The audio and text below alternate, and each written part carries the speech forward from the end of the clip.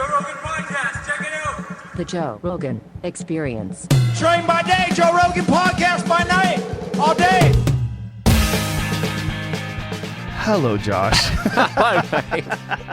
I'm Good free. to see you, man. They let me out. They The let you Aussies out let of your me prison out. colony. Oh, my goodness. Isn't it strange how Australia is reverting back to what it originally was?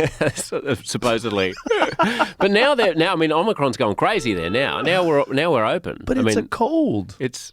Omicron yeah. is a cold. Yeah, it's it is not now. the Delta. It's not this dangerous one. Well, we're embracing it wholeheartedly. Good. We got I mean, we can talk about all the numbers and stuff, but this whole like kind of theory that Australia has become a prison colony, and there were definite excesses over the past couple of years in the way that some Australian states Yes. dealt with it.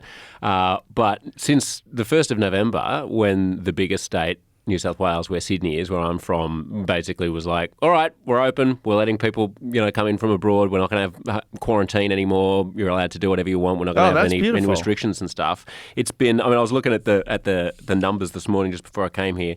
We've got, there were like 1,200 new cases a day in November, and now there are between 60 to 100,000 cases a day in a state of 8 million people, so it's about 100,000 cases a day. Yeah, Wild. so it's about the equivalent of, if I adjusted it for the US population, it's about 800,000 to 1.3 million a day in the US, which is about, I think, what it is probably right here. now. But for Australians, it's like, what the hell is going on? But it's What's this all about? completely different virus. If it was that many of the Delta, it would be very scary because a lot of people would be dying. Well, also, I mean, timing-wise, like a lot of people are vaccinated. I mean, like New South Wales is 95+% but the vaccinated, vaccine isn't so- working for Omicron. Well, if you for, look at the for numbers, hospitalisation and death, it is. It's not. well, no. you still Hospitalization test and death. positive. People aren't getting hospitalized and dying off Omicron. Well, it's not the same disease. It's not the same, but it would still be a very different situation if no one in Australia was vaccinated than if 95% of them were vaccinated. If it's an escape variant, which is what some biologists believe, Right. then no, because it doesn't have the protection. The vaccine doesn't provide the protection from this particular variant. Yes, it does. From Omicron? Yeah. In what way? In terms of hospitalisation and death, it does. Hospitalization and death is not an issue with this variant. It's not causing people to be hospitalized and dying on large scale. Well, not the same. It is, though. It is. I mean, like if it's half as the way the epidemiologists put it is like if it's half as bad, but 10 times as many people get it, then you've still got 5 times as many people in hospital. It depends on what you're talking about. If you're talking about people with massive comorbidities, yeah. Well, yeah, But I mean- any cold could do that to people. Yeah, I mean, so part are of we the- going to vaccinate for colds? Because that's literally what this is. Like, my friend who just got it had no idea he had it. He had a scratchy throat, Yeah. and then he got tested. Turned out that he had it. And he said, I felt nothing the next day. He goes, but I'm still positive for a couple of days, and I have to lay low. But this is not like the Delta. This is not even like the original version. Even the vast majority of people who got Delta didn't die from it and weren't hospitalised from it. I mean, it's all a numbers game, isn't it? Yes, it is, but it's a rougher disease. It's quite a much rougher experience for people that got the Delta. I mean, the problem is if you don't need something to be very deadly. If 330 million people all get it, then I want to know if this is true because I was reading this paper. They were saying that that the vaccine is not protecting people from Omicron. See what you can find on that. Because this biologist was calling it an escape variant, and he was saying essentially it's a completely different strain. I mean, it depends whether you're talking about testing positive on a test, which is part of the problem, right? Or whether you're talking about hospitalisation and death. The vaccines are effective against Omicron in preventing hospitalisation and death. But everything, but stop, because Omicron is not causing hospitalization and death. It was like 2 months in America, and they still hadn't isolated a single death that they could attribute to Omicron. That's just early days. 2 months? 2 months is thousands and thousands and thousands of people that are infected. Most of the people in hospital in Australia are Omicron. Omicron makes Biden's vaccine mandates obsolete. There's no evidence so far that vaccines are reducing infections from the fast-spreading variant. Infections, not hospitalizations. I don't think it's effective in that way either, because it's not causing hospitalizations and deaths. It is in the same way. It is Omicron not in the same way. is? Yeah, it is. It is. No. Listen, one of the things that they've isolated is that there's still a significant number of people in this country that have the Delta. Yes, because Delta didn't just go away. No, that's true. And they're saying that most, by far, of the hospitalizations and the deaths for sure are from that variant. That'll change. I don't know if you're right. Well, What are you, a fucking soothsayer? I'm a journalist, mate. I mean, the part of the hassle of it is that it doesn't. I mean, for most of us, if you're not very old and you're not very fat and you don't have a comorbidity, then the hassle of this whole thing that's going on at the moment with Omicron is all the. Do I have to isolate? Am I going to be able to cross a border? I mean, I've been travelling for the past month from Australia. I was released from our prison aisle as soon as we could go. I was like, I'm out of here. Have you thought about escaping forever? Because you used to live over here. I lived more of my life in the States, my adult life, than I did in When you went back to go on TV, Australia. I was kind of sad. I was like, It's been. I honestly feel like so warm towards you, and I feel it's so nice to be. I did this show 6 times when you were in LA between like 2014 and probably 2017. So I was living in New York and working on HuffPost Live. Yeah, and went to Australia, had twins. Nightmare of like babies and work, and then the pandemic hits, and like, you know, kind of a good time to not be able to leave the country, because how much fun travel can you do when you've got 2 screaming babies next to you anyway? But as soon as the borders opened and the state government was like, you're not going to have to spend 2 weeks in a quarantine hotel when you come back into the country anymore, we left. What is the state in Australia that has the most ridiculous rules? Western Australia. Yeah, so they have rules where you can't even go to work now, right? Unless you're vaccinated. So there are a couple of things that could be perceived as crazy. One is like different rules for vaccinated and unvaccinated people. Yes. But the other is also just like being a hermit kingdom. I mean, is that what it is out there? Well, so Western Australia. I should probably put. I'll backtrack and I can give some context to this in a sec. But just to finish my thought about like jumping across borders. So I've been going to. I was in Europe, and I sent my partner Sean and our kids to his parents in New England to see the grandparents, because the grandparents haven't seen them in 2 years. It's the big pandemic reunion, and I was like, I've got to do a little bit more work in Sydney. So you take the kids. By yourself. Thank you, Sean. I'll go to Europe and meet up with some old mates and some family in Europe. And this is like in sort of September, October, so sort of pre-Omicron. And I'm like, it's going to be sweet. Pandemic's basically over. Right. The Delta wave has subsided. I'm being let out of the box. We're going to go and have fun. I'm booking like 9-hour train rides from France to Switzerland. I'm hitting up my mate in Rome. We're going to go to Sicily. We're going to do all this stuff. And then Omicron just starts coming. And I've spent like the past 4 weeks, I feel like Indiana Jones with a burning bridge, and I'm like running across it, and the bridge is just falling apart as like the borders are clanging closed behind me. Oh my God. And I'm just like, new rules, new testing. Do I need an antigen test to get into Switzerland? Do I need a new piece of paper to say that I haven't been a close contact? Do I need this? Do I need that? And all this stuff. It's been, and like then the final night before coming here to the States, and you need a negative test to come into the United States. You can't. Right. They won't let you board the plane unless you have a test. Do you have to have a test when you before. land, or you have to, 1 day before? Yeah, you can't get on the plane One to day even before come is kind here. of funny though, because you could easily be positive and get on that plane. Well, true, but I mean, it's also a pain in the ass, because like it used to be 3 days before, and then Biden was like, "We got to really crack down on this and make it 1 day before." Well, I'm like, that's dude, way you more got a million logical. cases a day in America anyway. Like, just let me in. I promise I'll isolate. Like, I'm not going to infect anybody. But so I find myself in Milan, and it's my last night, and this is just before Christmas. And my kids and my partner and my in-laws and everybody are all preparing for Christmas in New Hampshire. It's going to be beautiful, snowy. The kids haven't had Christmas with their grandparents for 3 years. And I get to this little hotel in Milan the night before I need to do the test and fly out to Australia. And the guy at reception is like, oh no! he's like, like literally like, oh Jesus as Christ! I hand him my passport, he's like, all over my passport, hands it back to me. And so I get into my room and I'm like, all right, what will be, will be. I mean, it doesn't, I can't control this.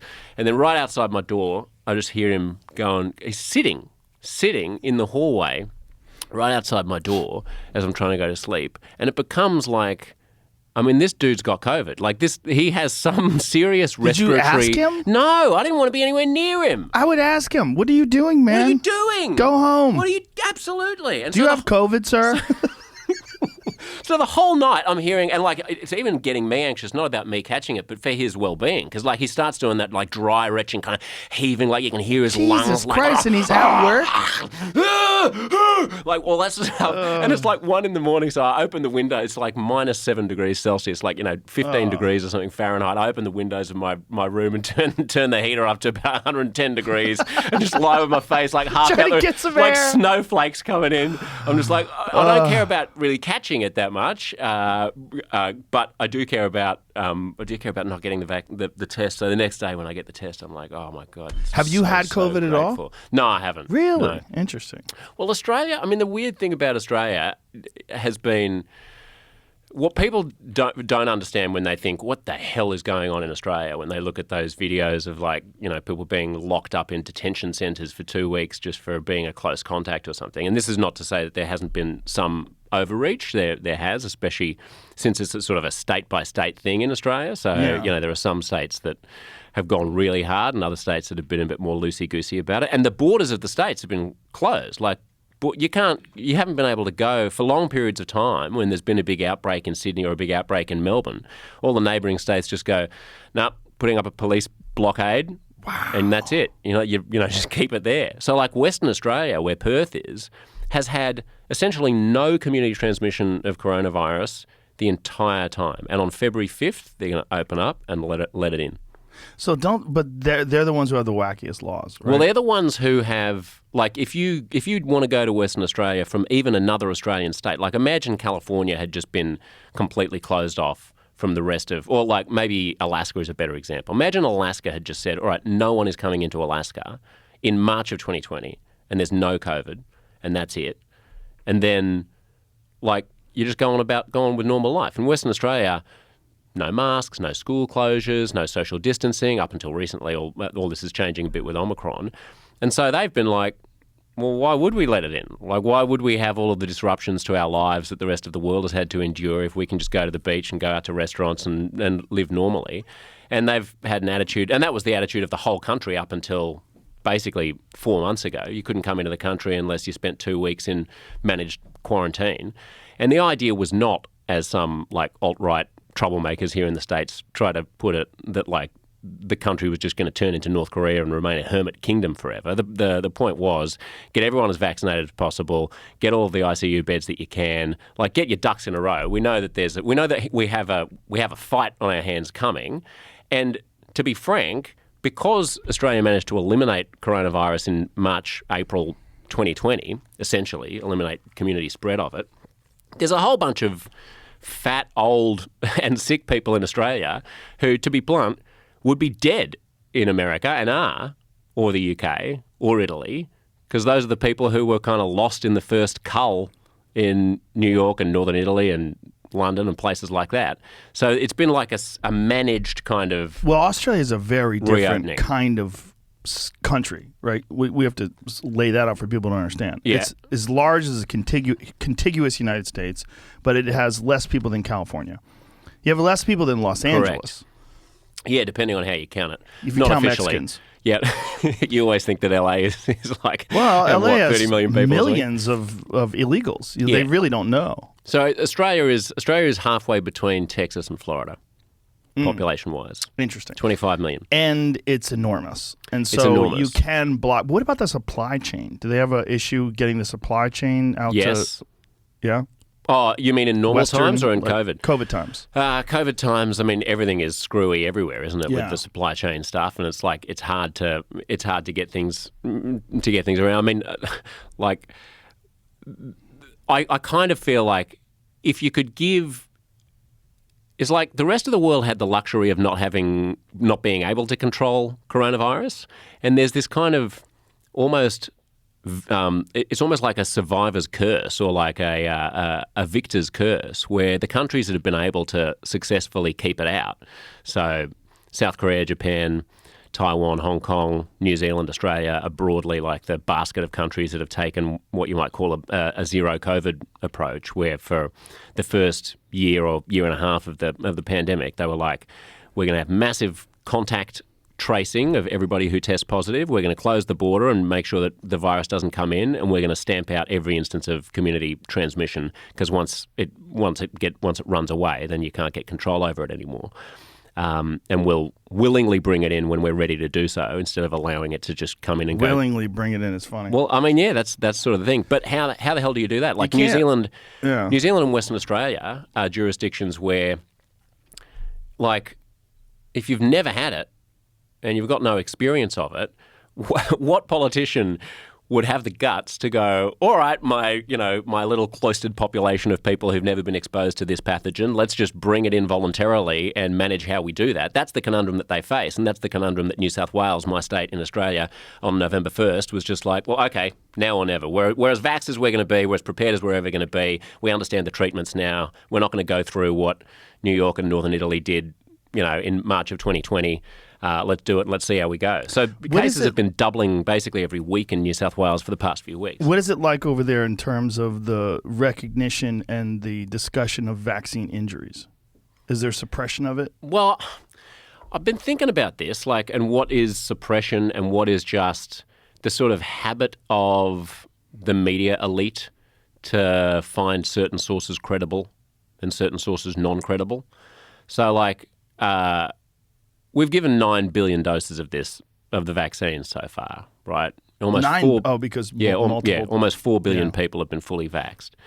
There's no widespread incidence of worrying disease. That doesn't mean that there aren't worrying disease. Well, yeah, people aren't dropping dead from the vaccine in those 5 billion double doses, but that doesn't mean that there aren't side effects. And so, I mean, I've tried to do a good job of not. Some people are dropping dead, right? Yeah, just not as many as you would if you infected all those people with COVID.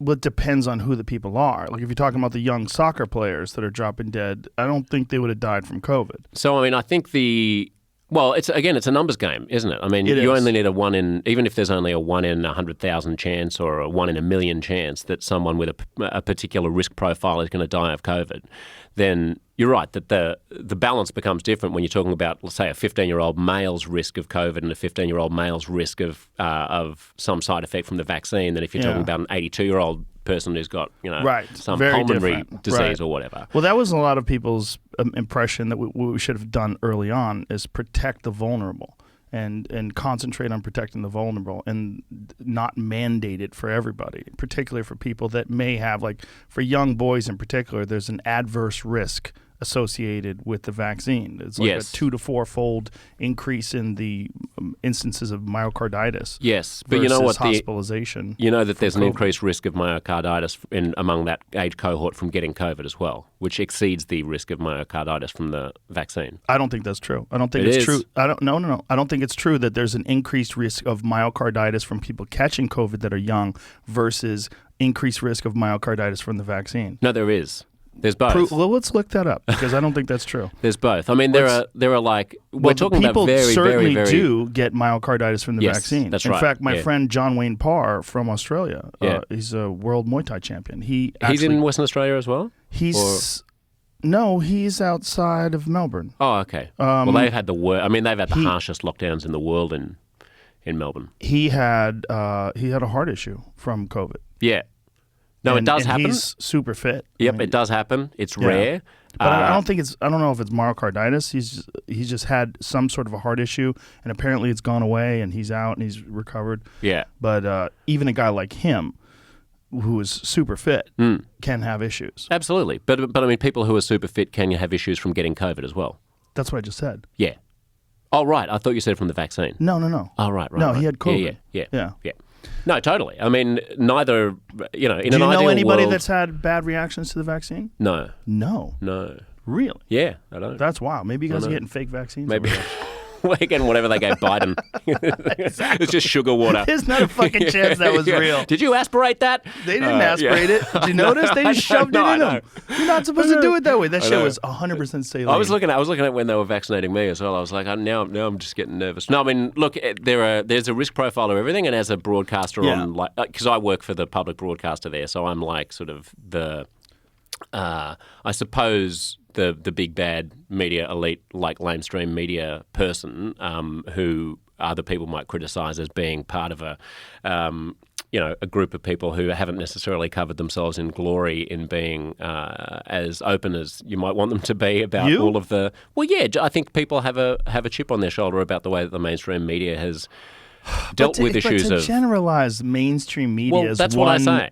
That's what I say. Overall it's not one entity big thing. There are a that's lot exactly of people the same like way. there are a lot of people like me who work in the mainstream media, and so many of my colleagues at the ABC who are genuinely committed to the truth and to trying to and will I will absolutely. I know that there's no long-term gain in trying to cover things up or trying to bullshit people. Well, especially a person like yourself that has had a career initially from the internet, which is, I've always felt for you is a better platform anyway because it's unrestricted and you can be wild. You can say whatever you really feel, and you have very strong opinions. And when you have very strong opinions and you work for a gigantic corporation, those very strong opinions could harm advertiser revenue or fuck with some narrative that you can get. Look, I haven't felt pressure. That's great. I haven't felt any pressure. I was like, hey, I'm doing Joe Rogan. They were like, great, Godspeed, that's great. No one was like, oh my God, what are you going to say? Like, are you going to like bring the ABC into disrepute or something like that? They're pretty chill about it. Who is that one lady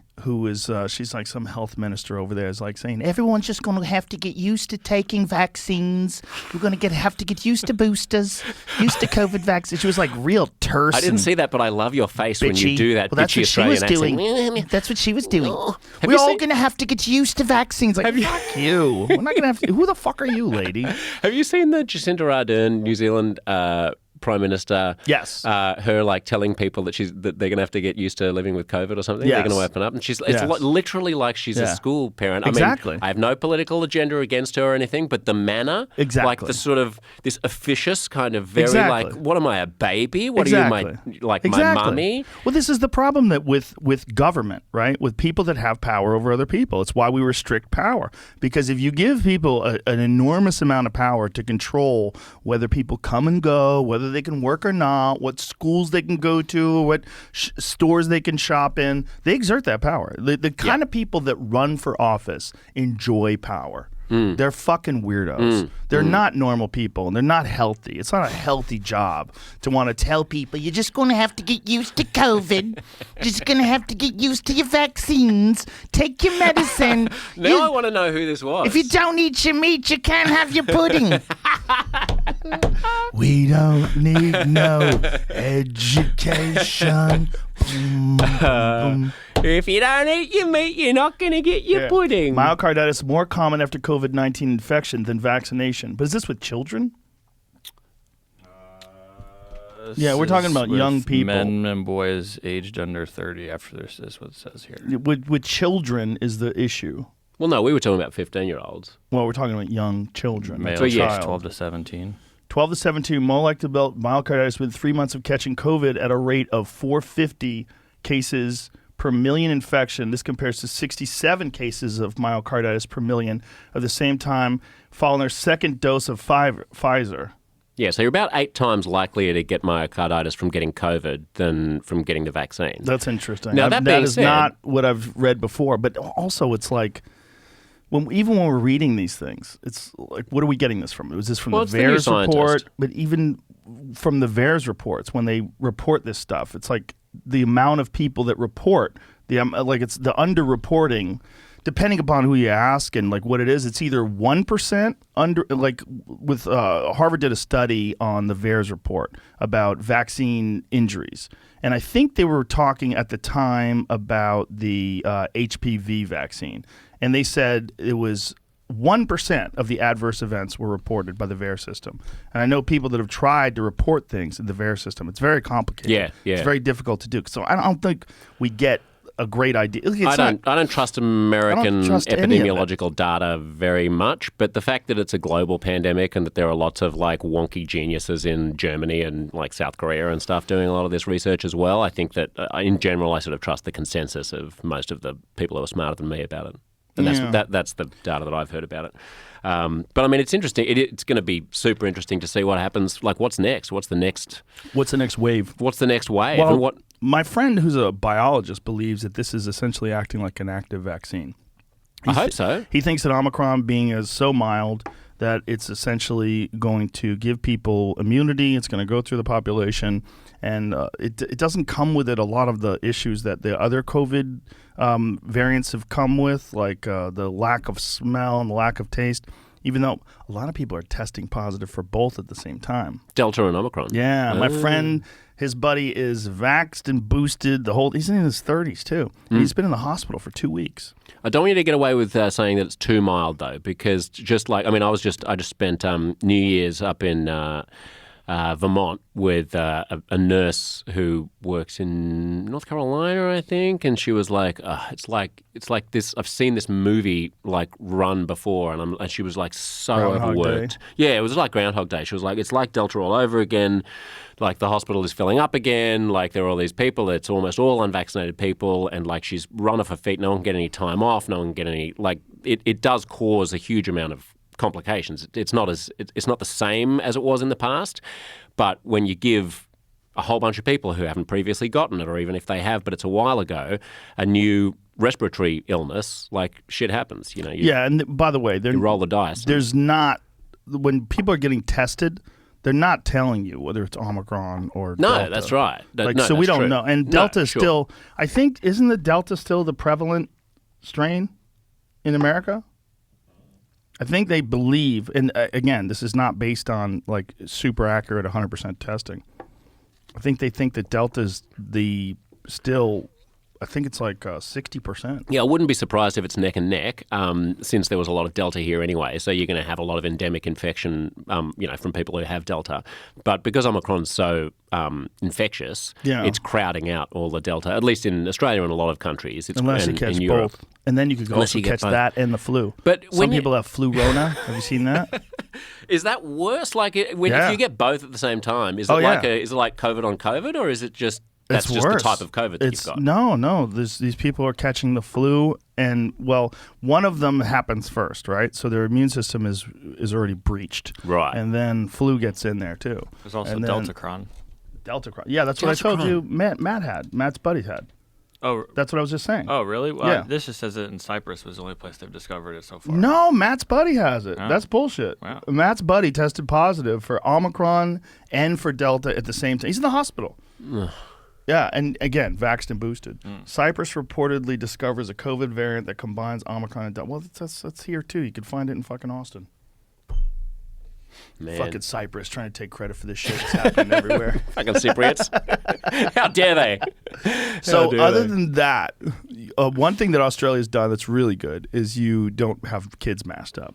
We don't have kids. I mean, that's the thing. The weird thing is, in all this whole, Australia has become an authoritarian fascist dictatorship kind of rhetoric that I've seen pouring out of the States. We like to say that. We like to make fun of you. I know. First of all, you used to be a prison colony, so it's like it's logical. Guilty as charged. I mean, we take pride in that. Do you? Pride. Yeah, absolutely. Well, I think it's great in the attitude of Australians because they're kind of wild folk. Yeah, you remember Nipplegate when Janet Jackson. Janet Jackson. Yeah, when shit like that happens, or like when Clinton and Lewinsky and stuff like that. Yeah. Australians just look at each other and go, "Thank God we were settled by convicts and not Puritans." Thank God we're crooks. That's and true, not Puritans. right? Well, like your ancestors were crooks, at least. Yeah.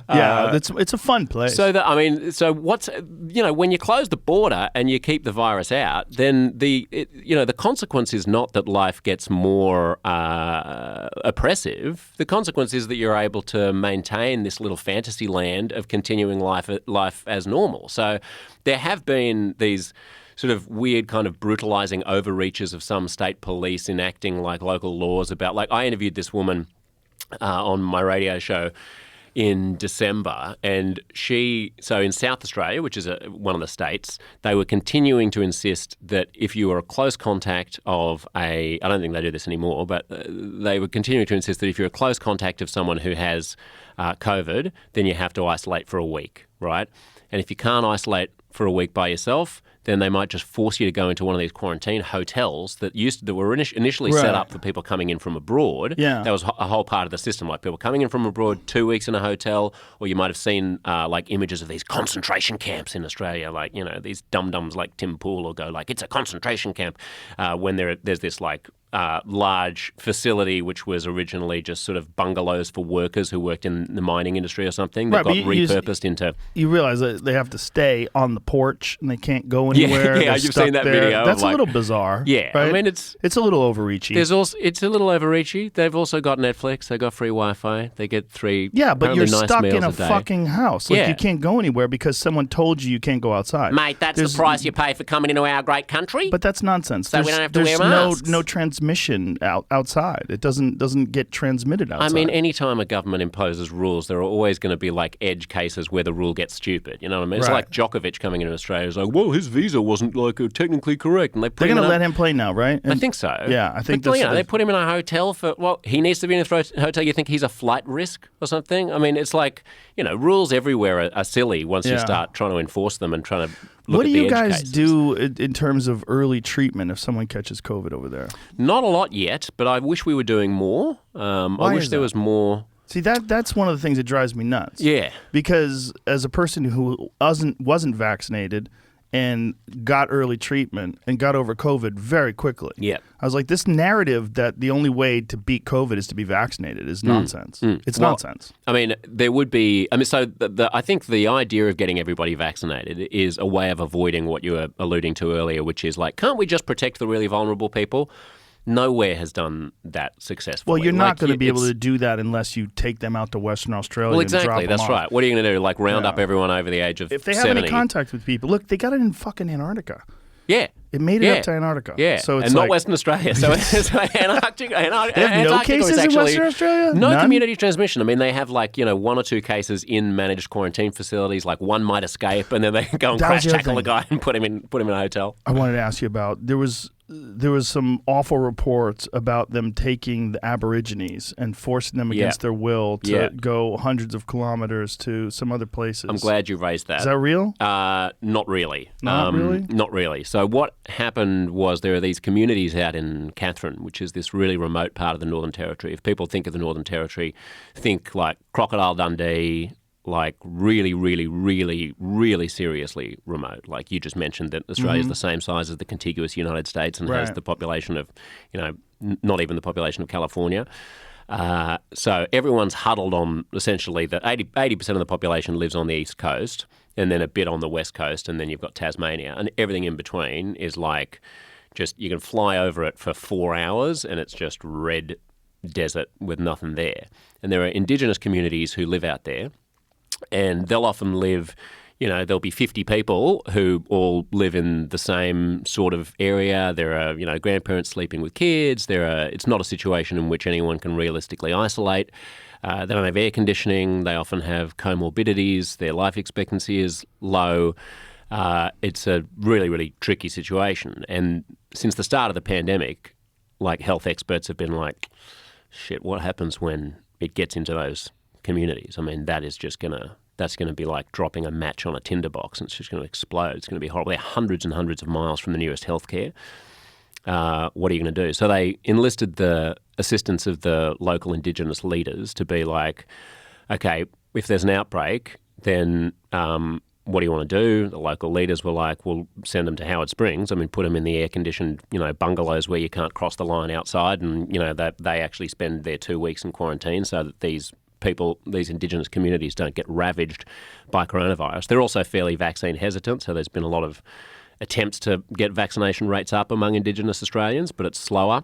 So they grab them and take them to these places? So these stories are lies? Well, what do you mean by grab? So there's this bloke there are a couple of people in the Northern Territory who claim to be like Indigenous leaders. I don't know if you saw the video of like that bloke. Well, there was a woman and then there was like a bloke with some other Indigenous looking people around him with like a flag behind them who were all like saying, this went viral. I think Majid Nawaz retweeted it in the UK. And he was like, Amnesty needs to look into this. They're crash tackling us and vaccinating us on the ground. They're forcibly vaccinating us. It's like a denial of human rights. And I saw that and I was like, oh my God, how have I failed as a journalist in Australia to understand that this is happening? So I looked into it.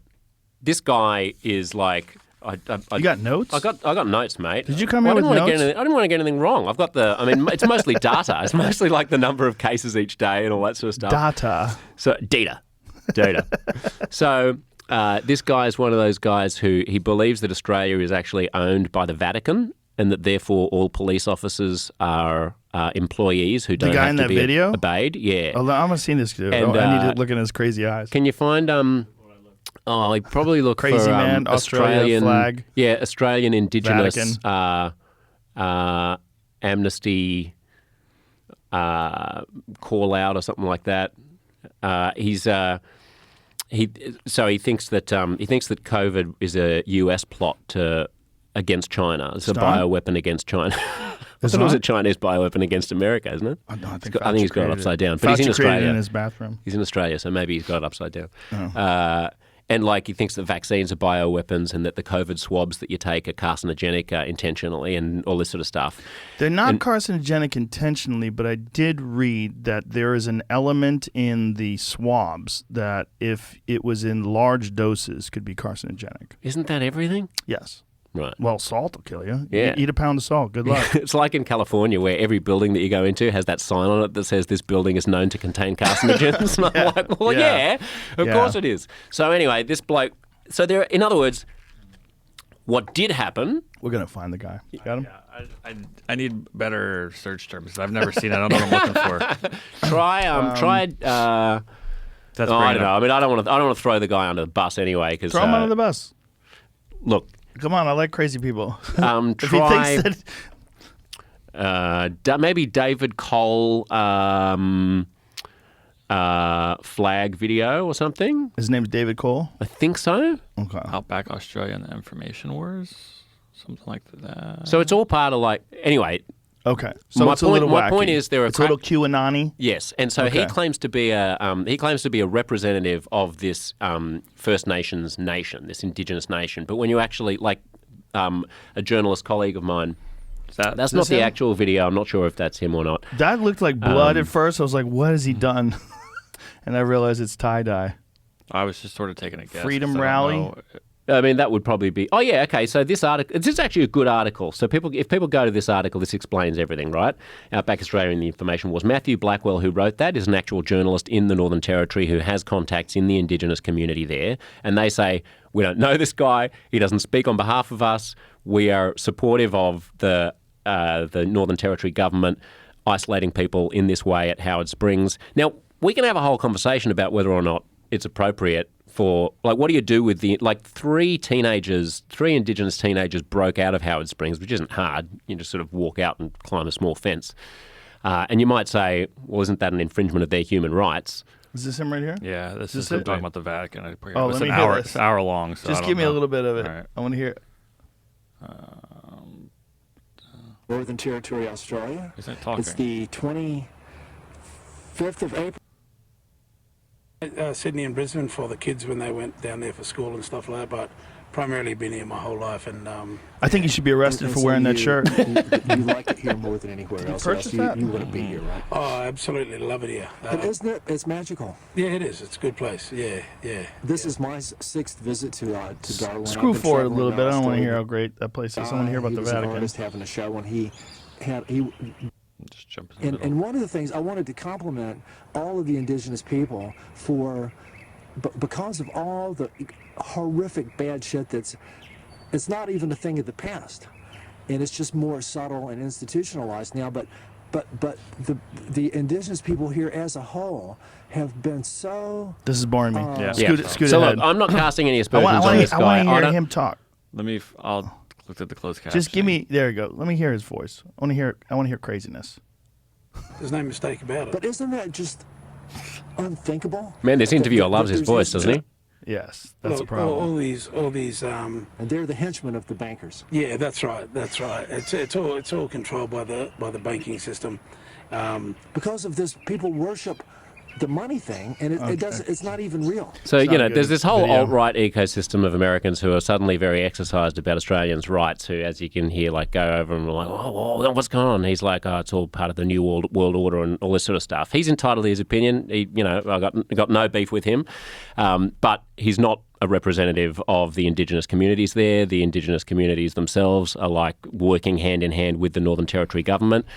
It's, to some extent, I suppose, an infringement of an individual's human rights if you're incarcerating them essentially for 2 weeks because they're a close contact of a COVID case. The alternative is that individual infects the entire community against the wishes of the community and against the wishes of the community leader when they're hundreds of miles from, any healthcare. But and when that's, you say that's that, the trade-off that was made. Yeah, does the community agreed to these? Yes. These relocation and these quarantine rules? Yes. I So mean, the community leaders community- have, but do you need 100%? Like what about so there was like a 17-year-old who broke out of Howard Springs and was like, I'm not having a go at this. This is rubbish. I don't need to stay here.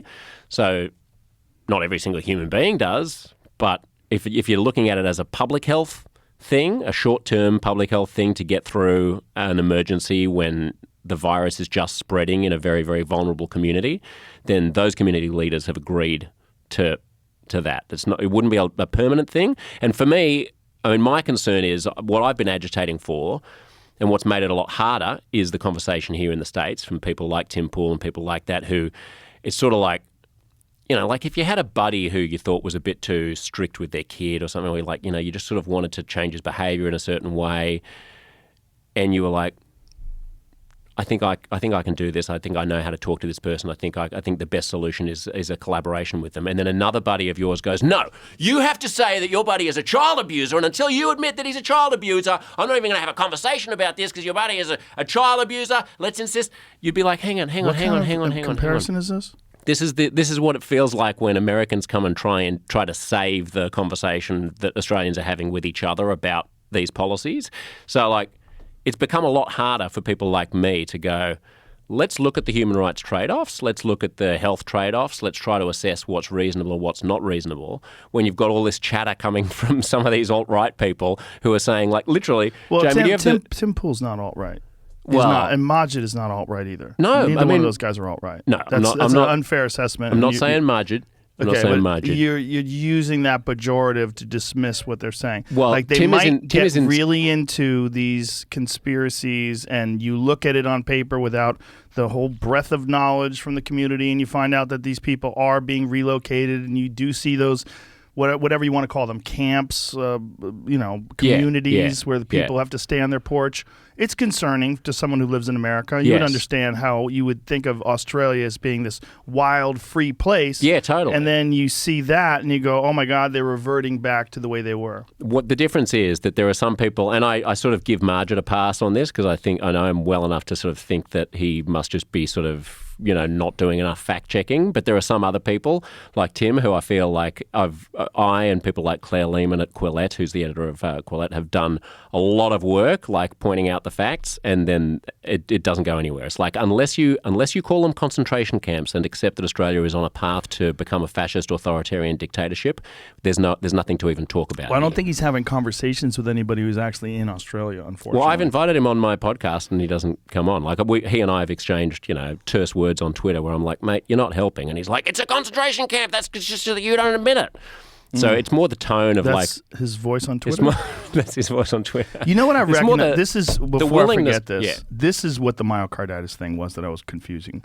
Peter McCullough, Dr. Peter McCullough, when he was on, was saying that there's instances that they're recognizing as myocarditis that are very different with the virus versus with the vaccine. And that the instances of the vaccine, because they thought initially that the spike protein was going to be limited to the injection site, but yet it's going to various tissue in the body, including the heart, and causing a completely different kind of inflammation. This is what his concern was. Got it. That the type of myocarditis concerned him far more from the vaccine, particularly in regards to young people, versus what you would get from the virus itself, which is a normal inflammation of the tissue around the heart, or what did he say? Did he say fluids around the heart? And he was talking about a normal level of inflammation. It's a different sort of thing. Again, I'm not the expert. Got it. I mean, the point of the point of all this, I just had to remember that.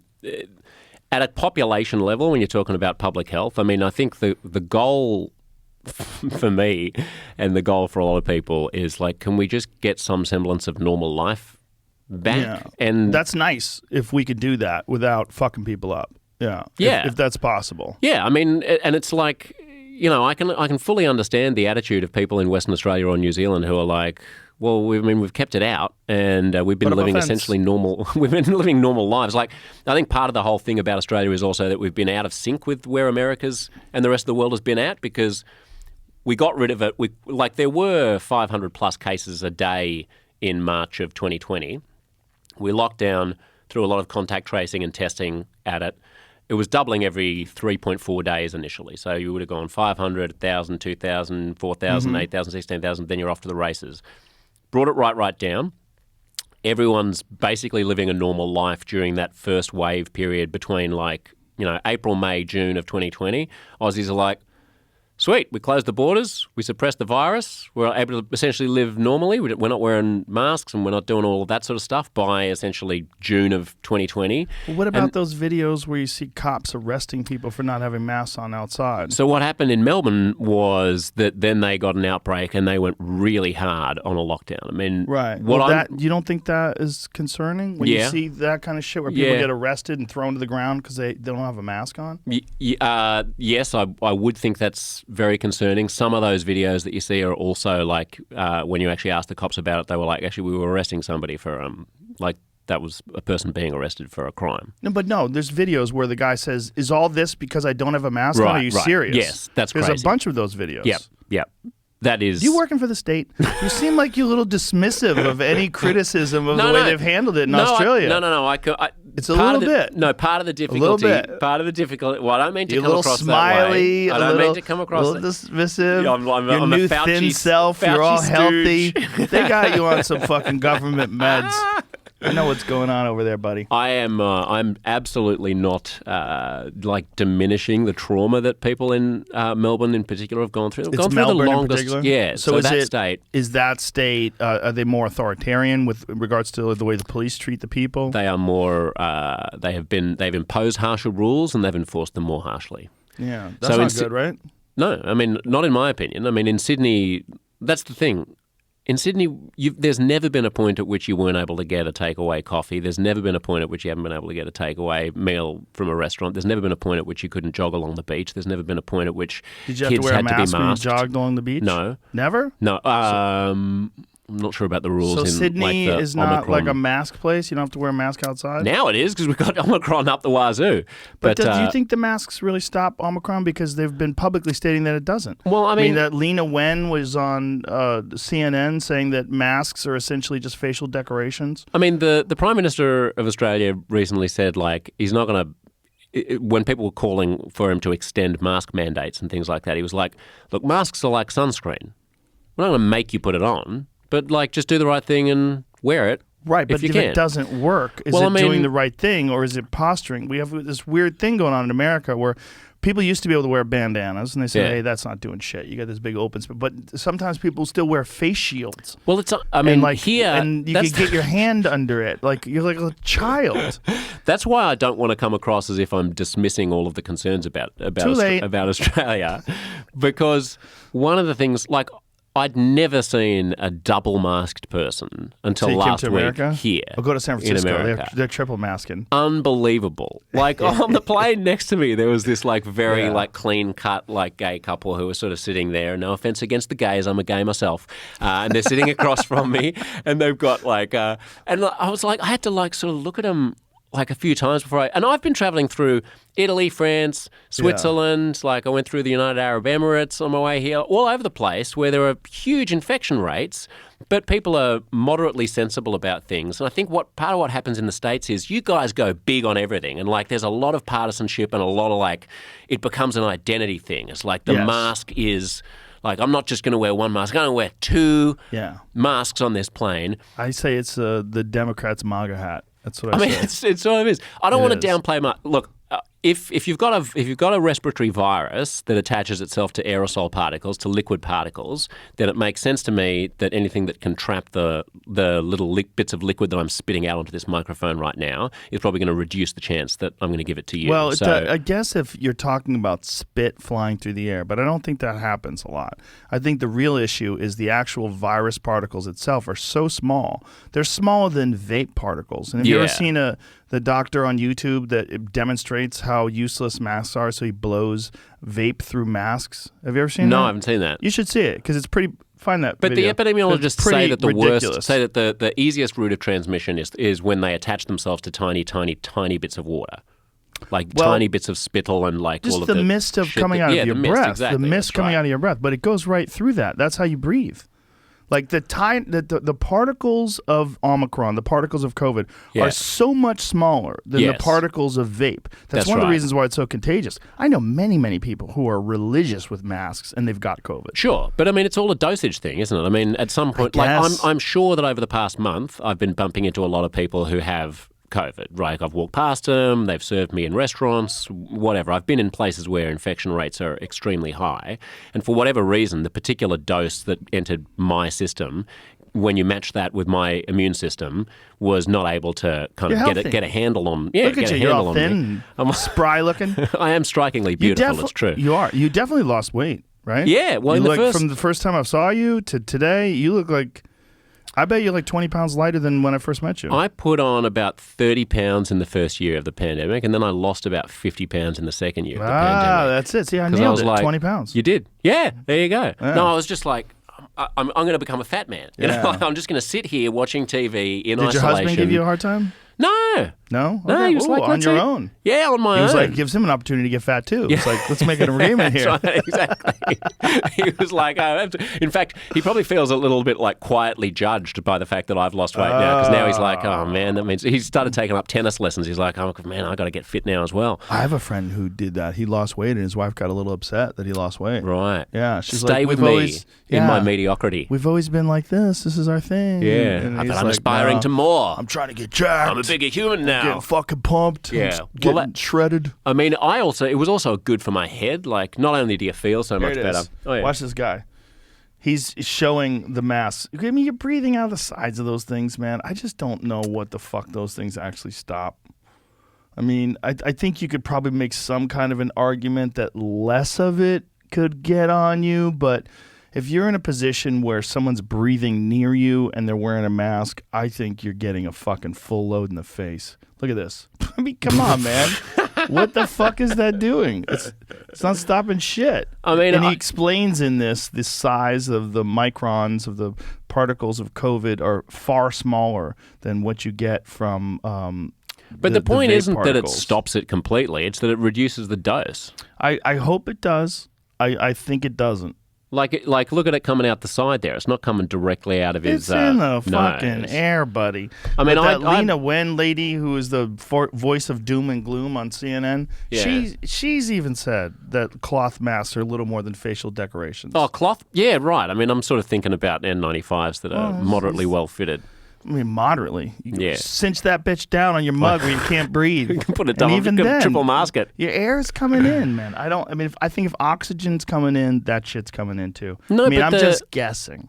That's why I don't guess. I mean, I just listen to what epidemiologists I'm listening to a fucking epidemiologist on CNN saying. But there's a lot, I trust if a lot of, it's sort of like climate science or something. Like if a lot of people who really know about this say that a mask is going to reduce the number of microscopic water particles that are coming out of my face that have COVID attached to it, then I'll probably just wear a mask. I wonder, because there's so much political shit attached to it, too. It's like you can't say that it doesn't work. I mean, she's said cloth masks don't work. I've talked to other doctors that said none of these fucking masks work. This is what my doctor said. Can you breathe with the mask on? I go, yes. He goes, then it's not working. He goes, the particles of COVID are so fucking small Right. that if they're in the air in a room, he goes, it's one of the best things about outdoor transmission. Like, Yeah. it doesn't happen. Yeah, You're yeah, outside. It doesn't go Well, that's the anywhere. other thing about Also, here. UV Like people, light kills it. A buddy of mine who lives in California had he was standing 6 feet away from a woman who was picking up her kid at the daycare where he was waiting to pick his kid up, and he's not masked. He's outside. It's California, a gentle breeze. There's like 75 degrees, and she starts jumping down. And says, well, you're supposed to be masked. You're supposed to wear a mask in It California. gives assholes an opportunity to tell people what to do, and they feel righteous, and you don't feel like you could really refute it. It's one of those things, like, put your fucking mask on. You're like, ooh. But those are assholes. The type of person that does that, particularly outside. They've always been assholes. I mean, I think if we just cleaved off all of the left-wing assholes and all of the right-wing assholes, then the rest of us would probably just find a sensible accommodation. Like, if I'm on a plane, if I'm in an airport, I'm going to wear a mask anyway because I think it's courteous, because I don't know if there are people around. I don't know if I'm carrying the virus, and I don't know if there are people around who are immune suppressed or who are super fat or super unhealthy who it might do damage to. It's not a huge, it's no skin off my nose, really. But if I'm outside, I'm not going to put it on at the playground with my kids. I'm not going to put it on when I'm jogging along the beach. No, some people want you to, though. It's I think it's one of those things where there's normal, natural human patterns of behavior dependent upon all the various factors that are in the community. And I think if you're in a community that's lightened, that has a lightened attitude and they're more relaxed, you're going to get more people that sort of adopt that. And if there's more tense people, then you're going to get more people that are on the edge. And when you get like these polar opposite viewpoints, like QAnon versus Blueanon, because Blueanon. I haven't come across That's like all the Blueanon yet. wacky Democrats that believe everything the Democratic Party does is good. Right. Nancy Pelosi's not insider trading. Right. There's a lot of people out there that believe that. Like, you might as well. Have you seen that meme? This is a great meme. I'm gonna show you this meme, Jamie. I'm gonna send you this meme because it's fucking adorable. This is my favorite new meme.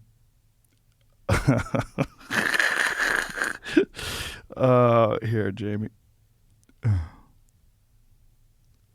I'll send you this insider trading meme. The fact that, I don't know how they work it in Australia, but the fact that sitting members of Congress have information about deals that are going to affect positively or negatively these companies, and this one. No, it's Warren Buffett saying, no one can say when a stock will go up or down. And then Nancy Pelosi said, that's cute. She's made $200 million. It's incredible, isn't it? It's disgusting. Has she? Some This has passed crazy me number by. like that. Yeah. No, I believe she makes $200,000 a year, something like that. And she's worth close to $200 million, which is all from stocks.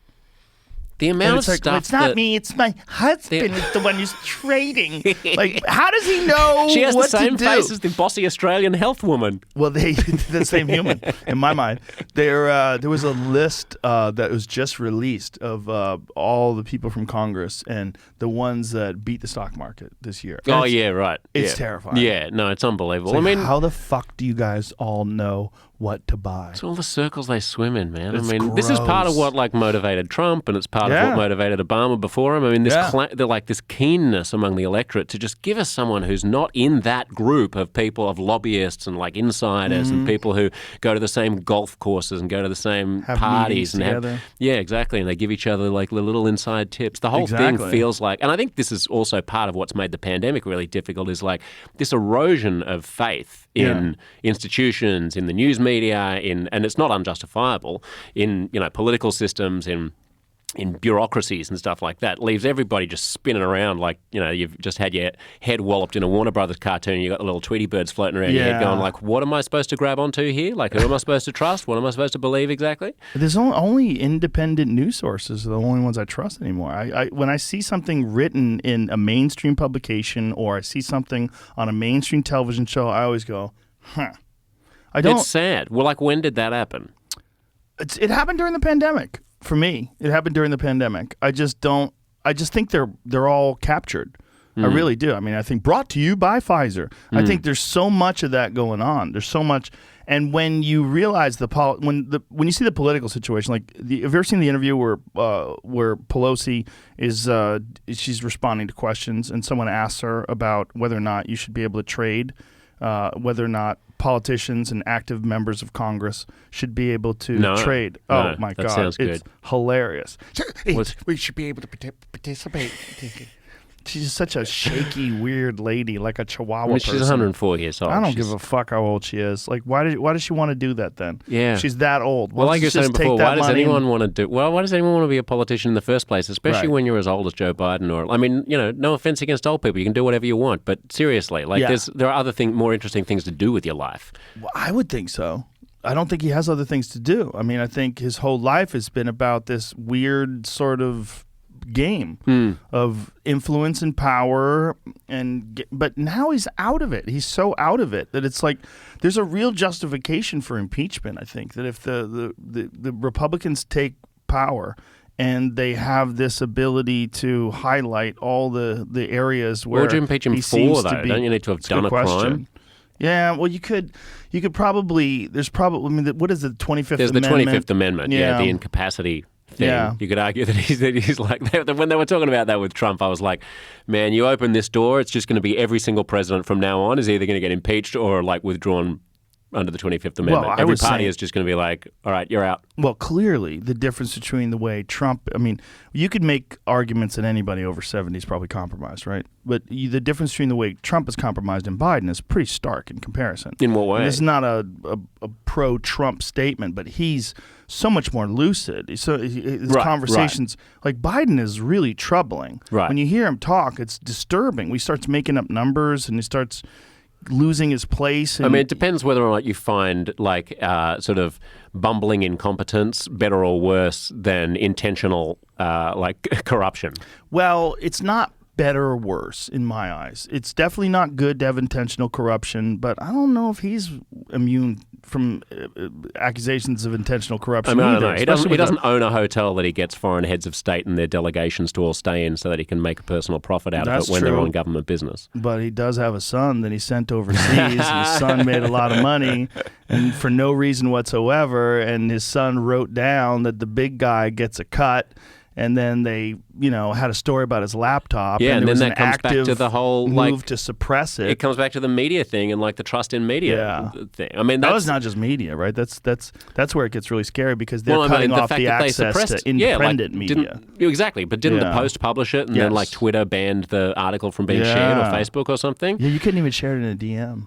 Unbelievable. Yeah. I mean, that's to me like the Terrifying. whole new thing to be afraid of. Like I am sad that we've lost so much faith in conventional media because I do think that there are like anyone who's worked in a newsroom, in a formal newsroom in a big old legacy institutional media outlet like the New York Times or the New Yorker or the Atlantic or the BBC or something like that, knows that you bring in a story, an editor will be on your back about like how can you verify it, how many sources do you have? Right. Like sometimes you need to have 3 sources, you certainly need to have 2 sources.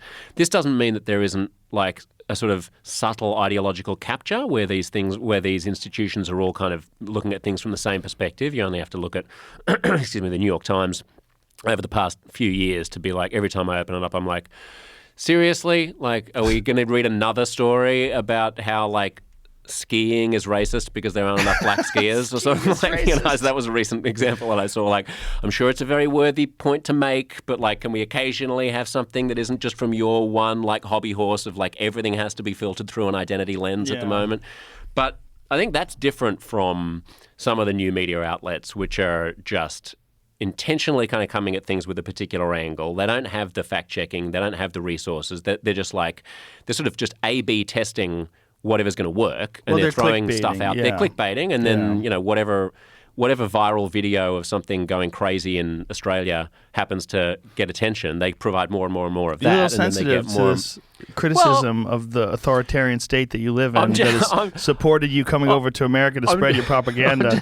I understand what's happening here, and I'm going to allow you to do it because I like you. Keep going. I'm just making the point. You know that in Australia, I'm regarded as like a critic of that. Like, I wrote a whole piece in Sydney's biggest newspaper in December saying, like, can we please have a national conversation about balancing? Oh, that's right. So the anecdote I was going to tell you about this woman who I spoke to in December on my radio show, I forgot to finish it. She's This will hopefully burnish my credentials as a critic of Australian authoritarianism enough for you. So she's in Melbourne. She's her and her husband, and they've got like a 5-year-old kid and like a 3-month-old. And she decides to fly to Adelaide, the capital of South Australia, to see her family. So they fly in, they get off the plane, she gets a text message from the South Australian Health Department saying, actually one person on your plane just tested positive, so you need to isolate for a week. And she calls them and she goes, well, can I just leave the state? And they're like, yeah, that's all right, according to her. So she books the next flight out from Adelaide to go back to Melbourne, gets to the airport, they start boarding the flight, and some armed police officers come up to her and her family and kids, and they're like, are you so-and-so? She goes, yeah. They take her to a room at the airport for an hour and a half. They take her in a convoy to a quarantine hotel. They all test negative. They're all vaccinated. They've just been on a plane with one person who tested positive. And 6 days later, she's still in the hotel with her kids. No windows. They're being fed. They're being given, and like the authorities aren't giving them proper information about what the hell is going on. She finally kicks up enough of a stink, and she's like, please just let us go back to Melbourne. Just let us go back to the other state. So they go, all right. And they take a police car to escort her that drives behind her car for 300 kilometres, 200 miles, all the way to the border of the state. And then once she crosses the border, the police car just turns around and goes home. To make sure that she doesn't go somewhere else to spread her cooties that she doesn't even have. To spread the non-existent cooties. I think you should apologize to Tim Pool right now, because you clearly live in a concentration camp. Dear Tim, I live in a concentration camp and I'm a government stooge, an apologist for the inevitable Australian authoritarianism that you were so prescient in predicting. And you should have done his podcast while you were in the country. How long are you in the country for? I'm leaving tonight, mate. I extended my stay by a day. Yeah, I'm going to Fiji tonight. Oh. Yeah, nice. Just for a night. Break up the trip, give the kids a little bit of sunshine. I've never been. How is it? I've never been to Fiji. Oh, really? I mean, I've been on a stopover, but it looks great on pictures. I've got a big Fiji trip planned for next December with my brother's family, and we've got one of those, like, when you have kids, I don't know how it was for you, but I mean, when I was young, I would just, a massive backpacker, traveller, I would just, everything that was the most authentic. I didn't want to stay in hotels. I wanted to do everything, just go around India and just eat fried shit and just, I'm just, all the smells and the authenticity, take it all in, inhale this incredible world. I love all the different cultures, all the different experiences. Now I've got little kids, I'm like, is there a 5-star all-inclusive resort that has no culture but a water slide?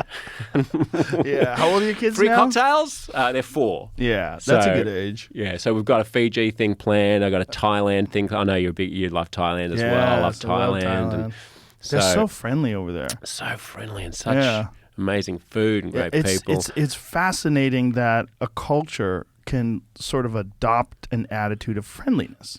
Yeah. Because it really is like a part of what Thailand... I'm sure there's assholes in Thailand, don't get me wrong, but I didn't meet any. No. When I was there, everyone was super nice. It's incredible. Everywhere we went to all these different places in Thailand. And Are there particular ethnicities who you think are unfriendly? That I've experienced? I don't think so. I'm trying to think. Like Americans. Nah, Americans are super friendly. So it depends on where you go. Like New Yorkers are like Americans. They're a little tense. I remember Stephen Fry, Stephen Fry, the British comic. Yeah, he's great. He was saying that like with Americans, it's like if you were landing a beach. If you imagine like D-Day or Normandy or something like that, and you're trying to make friends with someone, then like with Americans, it's super easy. Like the boat comes up on this beautiful shore, and Americans are all warm and welcoming. And you walk and you walk and you walk with them, and you walk and you walk and you walk and you walk and you walk, and you never quite get behind the niceness he felt. But with Brits and with Aussies, it's like coming in a tempestuous sea, and like you crash into these rocks. It's quite hard, especially with Brits, so they're more than Aussies. You crash into the rocks and there's like a huge cliff face, and you have to claw your way up to get into their good graces, and you've got blood coming out from under your fingernails. But then you emerge on top, and there's this like huge vista, this vast expanse of sort of friendship. That's his analogy between the difference between getting to know a Brit versus getting to know an American. More of a struggle to get to know the More Brits. of a struggle, but when it happens, it's really deep. And with Americans, there's a lot of superficial niceness, but hard to sort of get to know them. I think that was his diagnosis. Interesting. That's interesting to see it from a perspective of someone coming from the UK. Yeah. I have a good buddy of mine who grew up in England, and he's been over here, I think, for about 10 years. And the big factor for him, he said, is that in England, people kind of want you to fail. That's his position. He's like, they don't celebrate success over there. He goes, it's really interesting. He's like, they outwardly sort of dismiss any chances that you have. This is his perspective, obviously, of making it, of doing anything. They dismiss your chances. He said, don't think that's little wrong. Tall poppy syndrome. Yep. Yeah, tall poppy syndrome's a good Aussie Aussie phrase for people who don't know it. Like, when you've got a poppy field, you want to make sure that they're all the same length. So if one poppy gets too high, then you clip that one off so that it's all just the same. That's definitely true. I mean, I feel that moving back to Australia a bit, I must say. Oh, because you were a superstar in America. You come over. Oh, look who's back. Well, no, there's a you're little back bit, to our little prison colony. I didn't even mean that, although there is a little bit of that. But I meant more that, like, America's just Americans are like a very can-do people. Like, when I meet, if I had an idea about some new show that I wanted to do or something, then you'd be like, "That's great. Why don't you do it? I wonder if I can help." Right. I mean, and that would be the ethos certainly in the parts of America which I'm used to, which is the Northeast and the West Coast. Like, everyone's super up for stuff. And what would happen in Australia? I think there'd be a lot of sort of, well, so-and-so did try that a few years ago and that didn't really work. So, here are the impediments. Here are the reasons why it might not work. Here are all the impediments. Here are the things that you should be thinking about. Like, it's just much more, we don't really do that sort of thing here. So maybe, and I think that's true in the UK as well. Like, it's harder to get people excited about stuff because Americans still have this kind of almost like naive little, "Oh, shucks, this is great. We're going to go and do this. Let's go and have some fun." And you're like, "Yeah, let's all go and do this." I don't like this voice he's adopted for Americans. Do you feel offended, Jamie? I'm going to put on your Australian woman. It's a little opie. That Australian one. Well, you're just going to have to get used to taking COVID shots and COVID boosters. Okay, that's my retaliation for that voice. Yeah. But you know what I mean. We definitely are a group of people that like to see people go for it. Yeah. Yeah. Because we want to think that we can do it too. Yeah. Like, that's the thing about Americans. It's one of the things we're one of the weird places where poor people celebrate rich people. Yes. Because we think that we could be rich too. Yes. We look at it and we go, "God, fucking look at that guy out there balling. He's got a Lamborghini. I'm going to fucking do it too." Yeah. Who was it who said that there are no poor people in America? There are just rich people who aren't rich yet? Oh, that's a good statement. Everyone thinks of themselves as that. Yeah, everyone thinks, my ship's just going to come in. Well, that's one of the weird things where people who are rich, who are politicians, who really kind of enact laws that suppress, in some ways, the ability for a lot of people to escape from middle class and do better. Yeah. But meanwhile, those people celebrate these people and celebrate even the ethics that these people espouse because they think somehow or another one day they're going to make it and they want those protections. Yep. They want to save money on taxes and become rich. They almost have like this attitude like eventually I'm going to be in a position where this is important. I mean, I've been thinking a lot about like the culture wars and is it really a war though? Isn't it kind of like a light skirmish? It's barely even a light skirmish. I mean, if you're off Twitter, it basically doesn't exist at all. Exactly. On that's Twitter, what I'm it's saying. like, it's a war. Yeah, on Twitter, it's the Holocaust, and like off Twitter, it's just a couple of schoolboy God, idiots. It's so like, true. Since I am so much mentally healthier from just I occasionally will open Twitter and go through it. I never look at my mentions at all. I just want to find out what's going on in the news. Yeah. But just doing that and not reading comments on YouTube and not reading anything on my shit, like my Instagram, I'm so much healthier. So good. It's so much better for you if you could just stay strong and hold that discipline. Because I have friends that try it and then they go in there and they go, "Fuck, this guy said this. Do you know him? Why is he saying that?" I'm like, he's an asshole. You fucking gonna worry about what assholes think? And Twitter makes us all an asshole. Twitter makes me an 60 asshole. 60 minutes in a day.